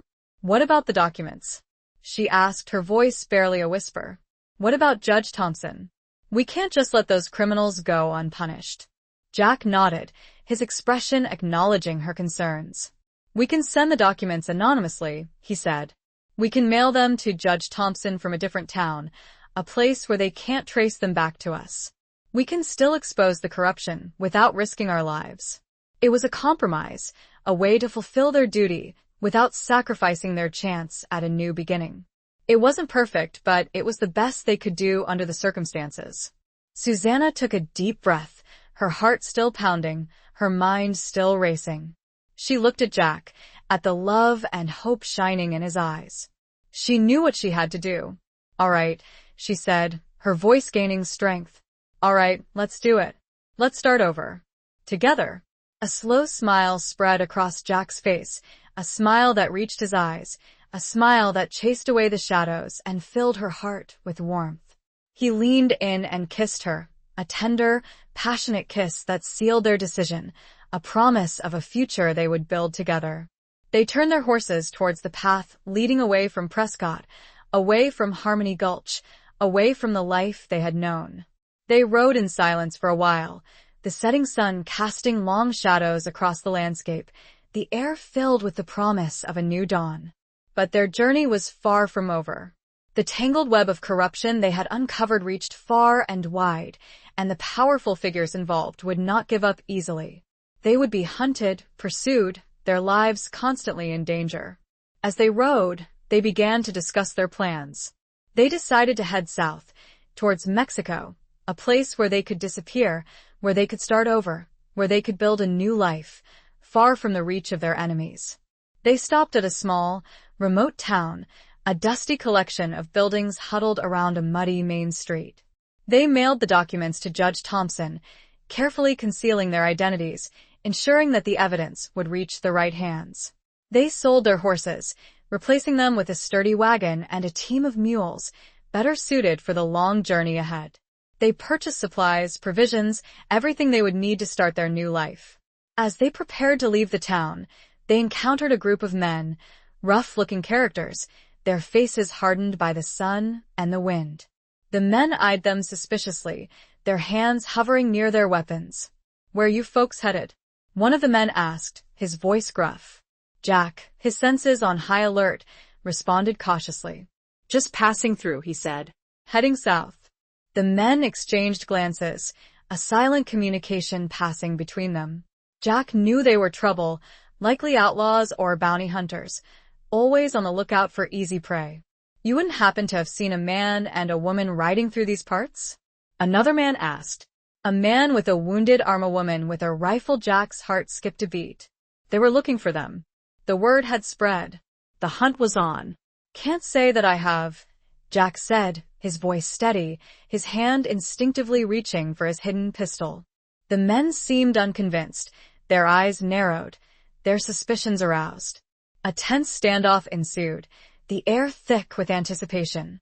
Suddenly, one of the men recognized Jack. "Hey, I know you," he said. "You're Rollins, the one who killed Caleb Dolan. There's a price on your head, a big price." The men drew their weapons, their intentions clear. A fight was unavoidable.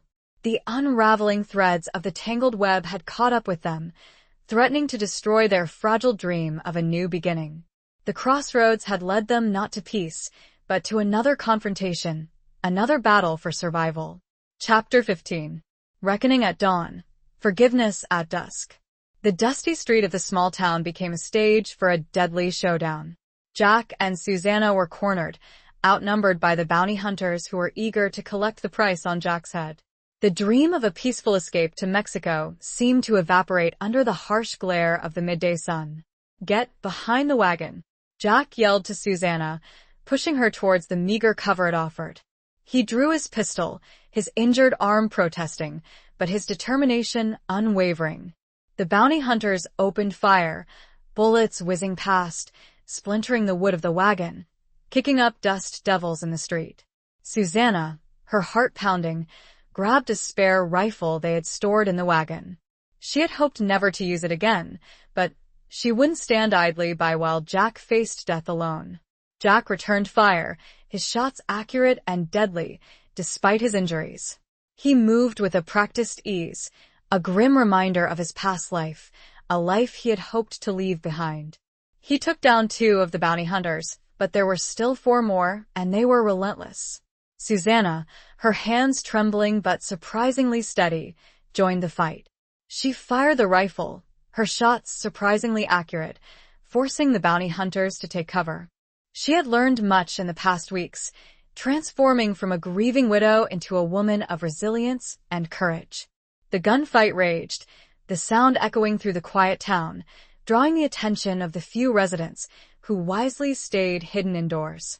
Jack and Susanna fought side by side, their movements synchronized, their trust in each other unwavering.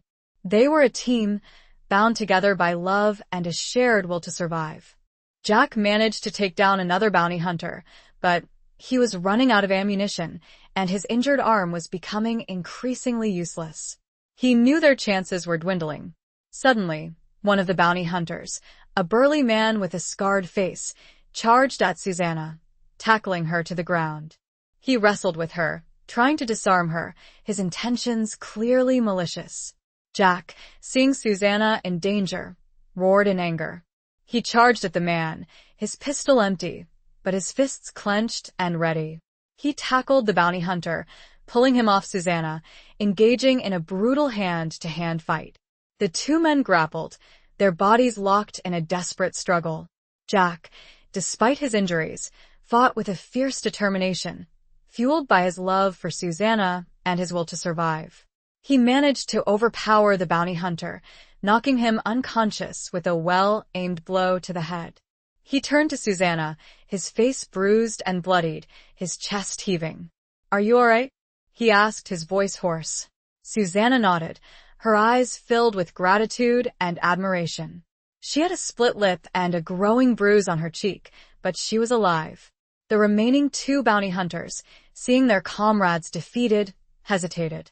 They were clearly outmatched, and the fight had gone out of them. They slowly lowered their weapons, their faces a mixture of fear and resignation. It's over, Jack said, his voice cold and hard. Drop your guns and get out of here.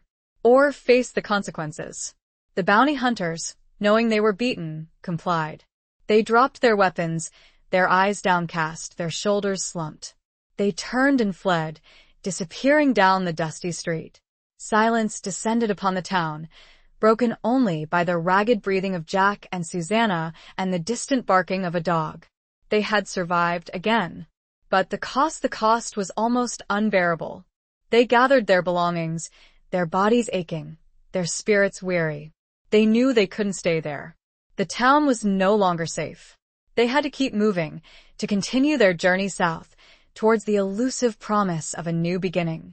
As they prepared to leave, the town sheriff, a timid, elderly man who had wisely stayed hidden during the gunfight, finally emerged from his office. He looked at Jack and Susanna, his eyes filled with a mixture of fear and awe. You handled them, he stammered. You stopped them. Jack looked at him, his expression weary. We just want to be left alone, he said. We just want to move on. The sheriff nodded, understanding. He knew he couldn't offer them any protection, any help. They were on their own, fugitives in a lawless land. Jack and Susanna left the town, the setting sun casting long shadows across the landscape. They rode in silence, the weight of their actions, the burden of their survival, pressing down on them. As darkness fell, they found a secluded spot near a small stream, a place where they could rest, where they could tend to their wounds, where they could try to make sense of the chaos that had engulfed their lives. They built a small fire, the flames casting a warm glow on their faces, chasing away the chill of the night. Susanna tended to Jack's injuries, her touch gentle and caring. He winced in pain, but he didn't complain. We almost had it, he said, his voice filled with regret. A new life, a fresh start. Susanna looked at him, her eyes filled with a mixture of sadness and determination. We still can, she said. We just need to keep going. We need to keep fighting for it. He reached out his good hand, gently touching her cheek. You're amazing, you know that? He said. You've been through so much, and yet you're still so strong, so brave. She leaned into his touch, her heart aching with love and gratitude. We're strong together, she said. We can face anything as long as we have each other. They sat in silence for a moment, their hands clasped together, their bodies close, drawing warmth and comfort from each other. The fire crackled, the stars twinkled above them, the night sounds of the desert surrounding them. The reckoning at dawn had been brutal, a stark reminder of the dangers they faced. But the forgiveness at dusk, the quiet moments of connection and shared strength, offered a glimmer of hope, a promise of a future they could still build, together. The journey was far from over, but they were not alone. They had each other, and that, they realized, was all that mattered. Chapter 16. The Ghost of Yesterday's Choices. The journey south continued, each mile a testament to their resilience, their determination to outrun the shadows of their past. They avoided towns, sticking to the less traveled trails, their senses constantly on alert for any sign of pursuit. The dream of Mexico, of a peaceful sanctuary, felt increasingly distant, a fragile hope threatened by the ever-present danger. One evening, as they were camped near a dry riverbed, the silence of the desert was broken by the sound of approaching riders. Jack, his hand instinctively reaching for his pistol, peered into the darkness, his heart pounding. Who's there? He called out, his voice firm, but laced with apprehension. A voice responded, familiar and chillingly unexpected. It's me, Jack. Lila. Lila. The woman from the Golden Nugget Saloon, the woman from Jack's past, the woman who had warned him about the Dolans. She emerged from the darkness, riding a magnificent black stallion, her fiery red hair gleaming in the moonlight. Two other riders flanked her, their faces obscured by shadows, their hands hovering near their weapons. Susanna, her own hand clutching the rifle, felt a surge of unease, a mixture of jealousy and apprehension. She remembered Lila's seductive smile, her possessive manner towards Jack, the hint of a shared history that had sparked a flicker of insecurity within her. Lila, Jack said, his voice guarded. What are you doing here? I came to find you, darling, she said, her voice smooth and alluring. I heard about the trouble you've been having. The bounty hunters, the Dolan's network, you need help, Jack. And I'm here to offer it. Jack studied her, his eyes narrowed, his mind racing. He didn't trust her. He knew she was a creature of the underworld, a woman who lived by her own rules, a woman who could be both an ally and an enemy. Why? He asked, his voice skeptical. Why would you help us? Lila smiled, a sly, knowing smile that sent a shiver down Susanna's spine. Let's just say I have my reasons, she said. And let's just say I'm not a fan of the people who are after you. We have some common enemies. She dismounted, her movements fluid and graceful, her eyes fixed on Jack. She approached him, her hand reaching out to touch his arm. You look terrible, darling, she said, her voice softening. You need to rest to heal. We can help you. We have a safe place, a hideout where you can recover. Jack hesitated, his mind torn between suspicion and the desperate need for respite.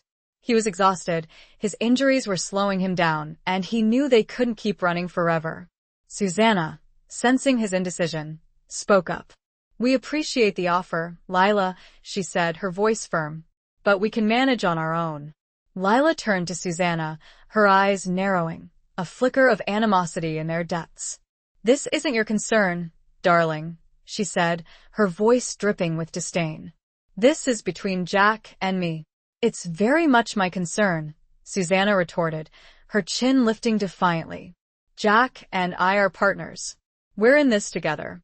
A tense silence filled the air, the two women locked in a silent battle of wills. Jack, caught in the middle, felt a wave of weariness wash over him. He was tired of the fighting, the running, the constant threat of danger. He just wanted peace. Lila, he said, his voice weary. We appreciate your offer. But we need some time to think about it. We'll consider it. Lila's smile returned, though it didn't quite reach her eyes. Of course, darling, she said. Take your time. But don't take too long. The people who are after you, they're not known for their patience. She mounted her horse, her eyes lingering on Jack for a moment longer. We'll be nearby, she said. If you change your mind, you know how to find us. She and her companions rode off, disappearing into the darkness, leaving Jack and Susanna alone once again. The ghost of yesterday's choices, embodied in Lila, had cast a long shadow over their fragile hopes for the future. I don't trust her, Susanna said, her voice filled with unease. There's something not right about her. Jack sighed, his hand rubbing his forehead. I know, he said, but we might not have a choice. We're running out of options. They spent a restless night, their sleep disturbed by nightmares and the constant fear of discovery. The encounter with Lila had shaken them, reminding them that the past was never far behind, that the consequences of their actions would continue to haunt them. As dawn broke, painting the sky in hues of pink and orange, they made a decision. They would accept Lila's offer, at least temporarily. They needed a safe place to rest, to heal, to regroup. But they would be cautious, wary, their trust earned, not freely given. They packed their meager belongings, their hearts heavy with apprehension, their minds filled with uncertainty. They were venturing into the unknown, placing their lives in the hands of a woman who was both a potential savior and a potential threat. The ghost of yesterday's choices had led them to a dangerous crossroads, a place where trust was a luxury they could ill afford, and where the line between friend and foe was blurred beyond recognition. Chapter 17. A haven found in the heart of the storm. Following Lila's directions, Jack and Susanna found the hideout tucked away in a secluded canyon, a natural fortress hidden from prying eyes. It was a surprisingly well-equipped encampment with tents, supplies, and even a small corral for horses. Several men and women, rough-looking but seemingly loyal to Lila, went about their business, casting curious glances at the newcomers. Lila greeted them with a semblance of warmth, though her eyes held a guardedness that didn't escape Susanna's notice. Welcome to our humble abode, she said, gesturing around the camp. Make yourselves comfortable. You're safe here. Jack, his arm throbbing and his body weary, nodded gratefully. "We appreciate this, Lila," he said, his voice sincere. "We needed a place to rest." Lila led them to a tent, larger and more comfortable than the others, set apart from the main encampment. "This is for you," she said. "Get some rest." "We'll talk later." Susanna, despite her reservations about Lila, couldn't deny the relief of having a safe place to rest, a respite from the constant running and hiding. They settled into the tent, their relative comfort a welcome change from the hard ground and the open sky. Jack, his exhaustion overwhelming him, fell into a deep sleep almost immediately. Susanna, however, remained awake, her mind racing, her senses on high alert. She couldn't shake the feeling that something was amiss, that Lila's hospitality was a facade, concealing a hidden agenda. She spent the day observing the camp, watching the interactions between Lila and her people, trying to discern the true nature of their operation. She noticed the furtive glances, the whispered conversations, the sense of unease that permeated the atmosphere. She also noticed that Lila kept a close watch on Jack, her eyes lingering on him with a possessiveness that sent a shiver of jealousy and apprehension through Susanna. It was clear that Lila still harbored feelings for Jack, feelings that went beyond simple friendship or a shared past.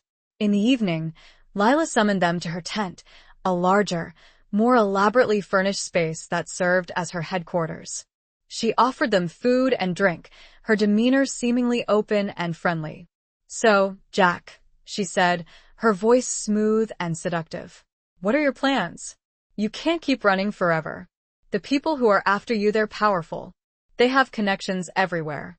Jack, his face still pale and drawn, but his eyes clear and alert, responded cautiously. "We're heading south," he said, "to Mexico. We're hoping to start a new life somewhere where they can't find us." Lila smiled, a knowing smile that didn't quite reach her eyes. "Mexico," she said. "A romantic notion, but not very practical. You'll always be looking over your shoulder. You'll never be truly safe." She paused, her gaze shifting to Susanna, her expression hardening slightly. "Unless you have the right protection," she said. "Unless you have someone powerful on your side." Susanna felt a chill run down her spine. She knew what Lila was implying. She was offering Jack protection. In exchange for what? His loyalty? His love. "What are you suggesting, Lila?" Jack asked, his voice wary. Lila leaned closer, her hand reaching out to touch his arm. "I'm suggesting a partnership," she said. "You and me together. We could be a formidable force. We could control this territory. We could have everything we ever wanted." Jack pulled his arm away, his expression hardening. "I'm not interested in power, Lila," he said. "I just want peace. I want a life with Susanna." Lila's smile faded, her eyes narrowing. "Susanna," she said, her voice dripping with disdain. "She's a good woman, I'm sure. But she's not for you, Jack." "She's a rancher's wife, a widow. She doesn't understand our world, the world of power, the world of survival." "She understands more than you think," Jack said, his voice firm. "She stood by me through thick and thin. She's saved my life more than once. She's the strongest, bravest woman I know." Susanna, her heart swelling with pride and gratitude, reached out and took Jack's hand, her fingers intertwining with his. Their eyes met, a silent communication passing between them, a reaffirmation of their love and their commitment to each other. Lila, seeing their united front, realized she had underestimated Susanna, underestimated the bond between them. A flicker of anger, of jealousy, flashed in her eyes. "Very well," she said, her voice tight. "If that's your decision. But don't say I didn't warn you. You're making a mistake, Jack. A big mistake." She stood up, her movements abrupt, her demeanor cold. "You can stay here for now," she said. "But you're on your own. I won't help you. I won't protect you." She turned and left the tent, leaving Jack and Susanna alone once again. The haven they had found in the heart of the storm had turned into a gilded cage, a place of temporary refuge, but also a place of potential danger. "We need to leave," Susanna said, her voice urgent. "We can't stay here. We can't trust her." Jack nodded, his expression grim. "I know," he said. We'll leave at first light. We'll find our own way together. They spent a restless night, their sleep disturbed by the knowledge that they were surrounded by potential enemies, that their fragile dream of a new beginning was once again threatened. The haven had become a trap, and they had to escape before it was too late. The storm, it seemed, was far from over. Chapter 18. The unyielding grip of fate and freedom. They slipped away from Lila's camp before dawn, their movements silent, their hearts pounding with a mixture of fear and determination. They knew they were taking a risk, venturing back into the wilderness without the protection of the hideout, but they also knew they couldn't stay, couldn't trust Lila and her band of outlaws. As they rode away, the rising sun casting long shadows across the landscape, they felt a sense of liberation, a renewed sense of purpose. They were on their own again, relying on their wits and their courage to survive, but they were also free, free from the suffocating atmosphere of the hideout, free from the manipulative grasp of Lila. They headed south, their destination still Mexico, but their path uncertain, their future shrouded in doubt. They knew they were being hunted, that the powerful forces they had exposed would not rest until they were silenced. But they also knew they had each other, and that their love, their bond, was a strength that could not be easily broken. They traveled for days, avoiding towns and settlements, sticking to the remote trails, their senses constantly on alert for any sign of danger.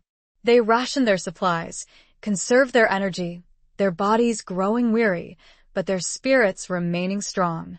One evening, as they were camped near a small spring, they heard the distant sound of thunder. A storm was brewing, the sky darkening with ominous clouds, the air thick with anticipation. "We need to find shelter," Jack said, his voice urgent. "This looks like a big one." They searched for a place to take refuge, their eyes scanning the landscape.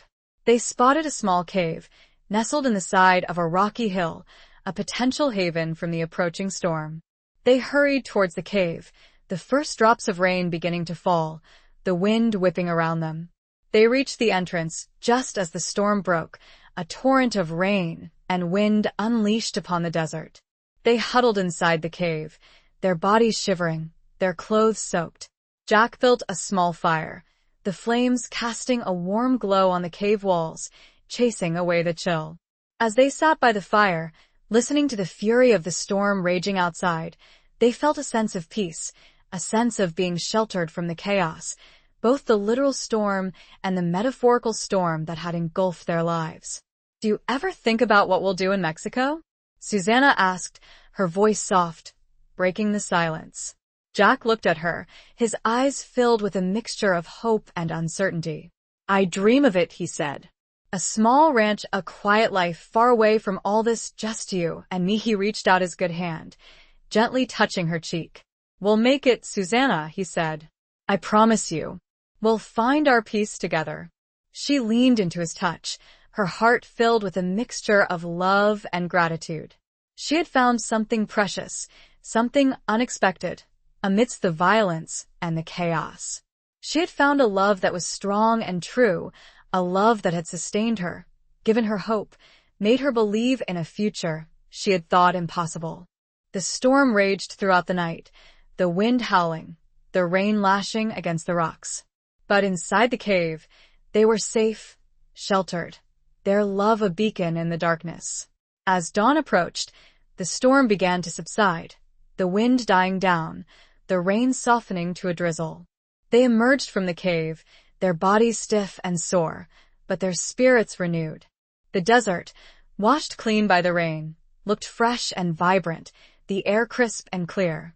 The sun broke through the clouds, casting a golden glow upon the landscape, a promise of a new day, a new beginning. They continued their journey south, their hearts filled with a fragile hope, their determination unwavering. They knew the road ahead would be long and difficult, that the dangers were still real, that the unyielding grip of fate could change their course at any moment. But they also knew they were not alone. They had each other. And that, they believed, was all that mattered. As they rode, they saw a figure in the distance, a lone rider approaching them. Jack's hand instinctively reached for his pistol, his body tensing, his senses on high alert. But as the rider drew closer, they recognized him. It was Judge Thompson, the man they had entrusted with the documents, the man who represented their last hope for justice. He rode towards them, his face grim, his eyes filled with a mixture of determination and weariness. He had received the documents. He had read them. He knew the truth. And he was ready to act. The unyielding grip of fate had, perhaps, steered them towards freedom, towards a chance to finally break free from the shadows of the past. The storm had passed, and a new dawn, a dawn of justice and perhaps even peace, was finally breaking. Chapter 19. Ashes of Regret, Seeds of Hope.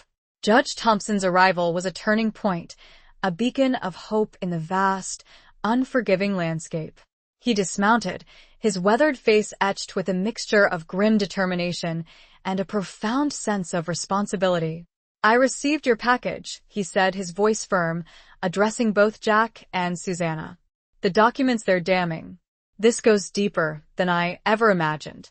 He explained that he had already taken steps to initiate an investigation, contacting trusted colleagues in the territorial government, men he knew he could rely on to pursue justice, regardless of the consequences. "It won't be easy," he warned. "The people involved, they're powerful. They have allies in high places. But I won't let them get away with this. I swear it."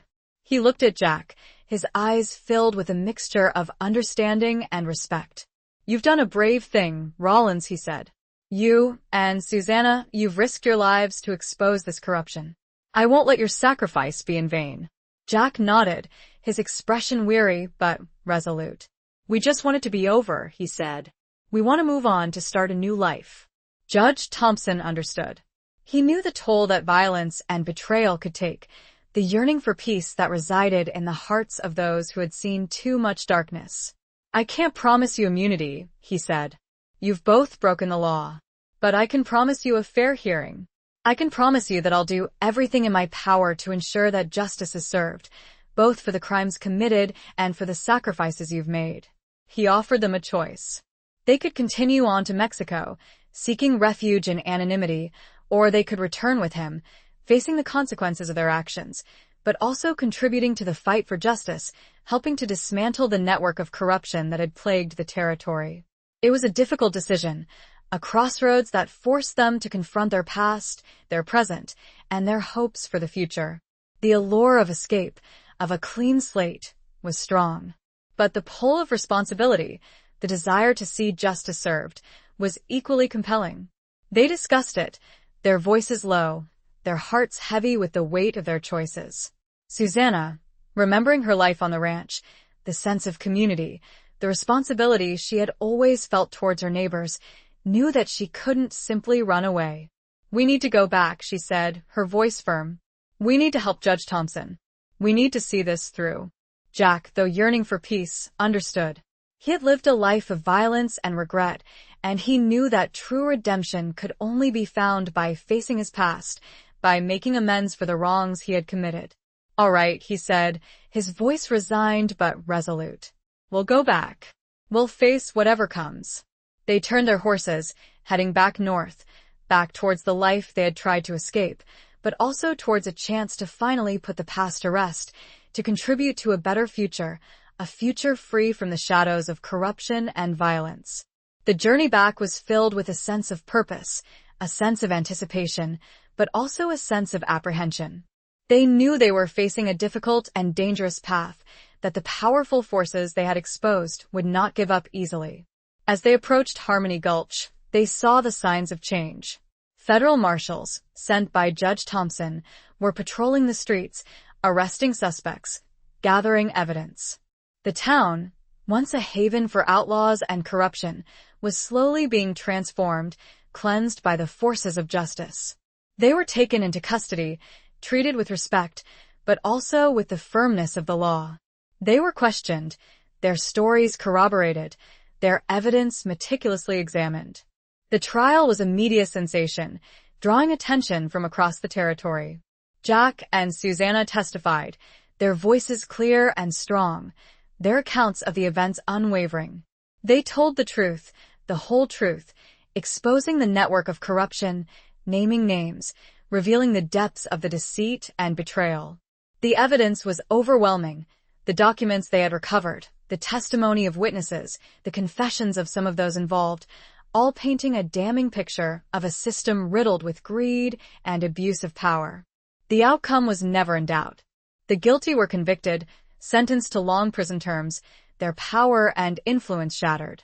The ashes of regret, the remnants of a corrupt past, were slowly being swept away, replaced by the seeds of hope, the promise of a more just and equitable future. Jack and Susanna, though technically guilty of some crimes, were granted leniency, their sentences reduced in recognition of their cooperation, their bravery, and the sacrifices they had made.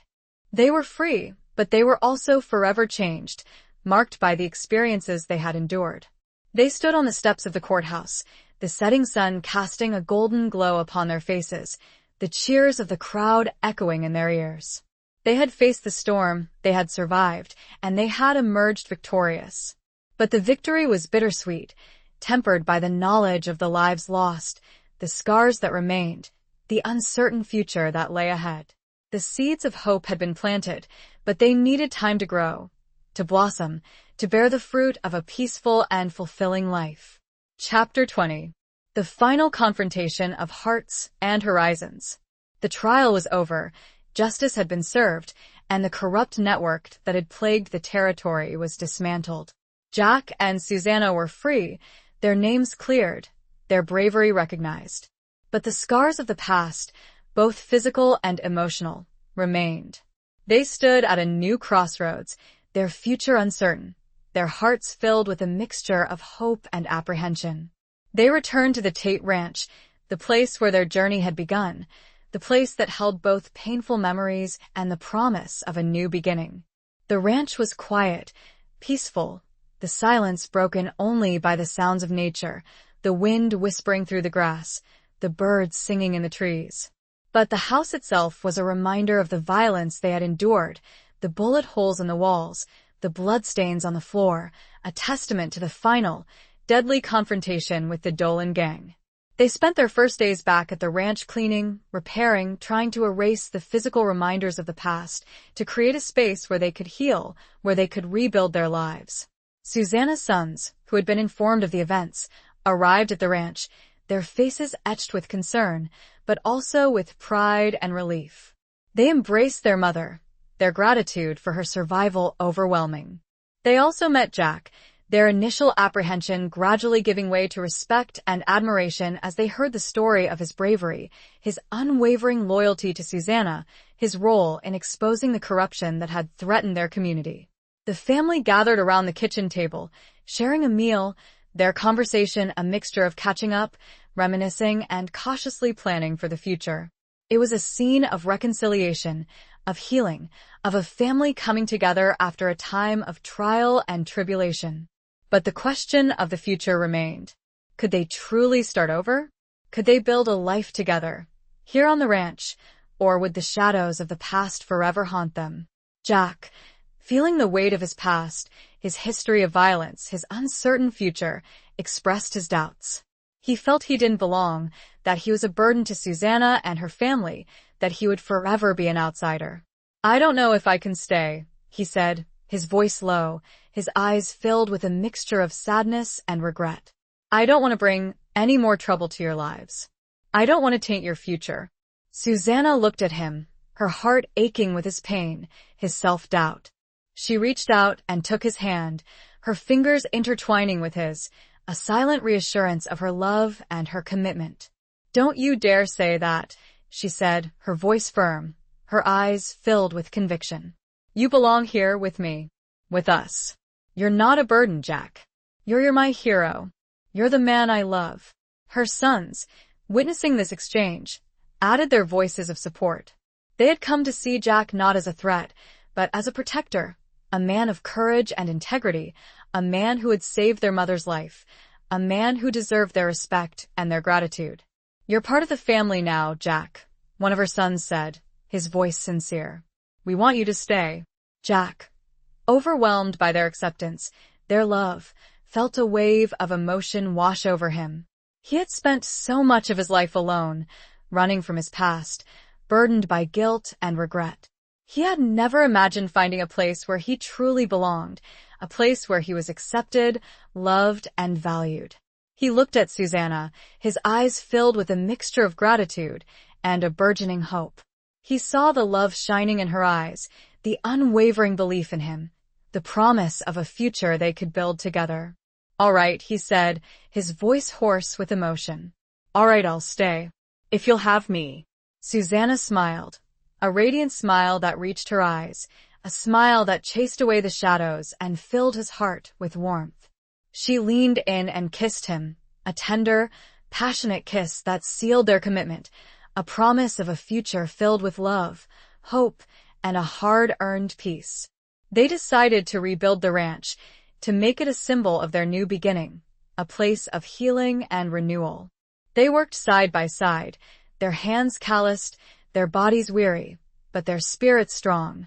They mended fences, repaired buildings, planted crops, their shared labor a testament to their resilience, their determination to create a life together. The final confrontation was not a battle with guns or outlaws, but a confrontation of hearts and horizons. It was a facing of their inner demons, their doubts and fears, their past regrets. And they had faced them together, emerging stronger, their love deepened, their commitment unwavering. As the sun set, casting a golden glow upon the ranch, they stood on the porch, their arms around each other, looking out at the vast expanse of land, the endless sky above them. They had found their peace, their sanctuary, their home. The ashes of regret had been scattered to the wind, and the seeds of hope had taken root, promising a future filled with love, laughter, and the quiet joys of a life well lived, a life earned, a life shared. The final horizon was not an ending, but a beginning, a new chapter in their intertwined story. Epilogue.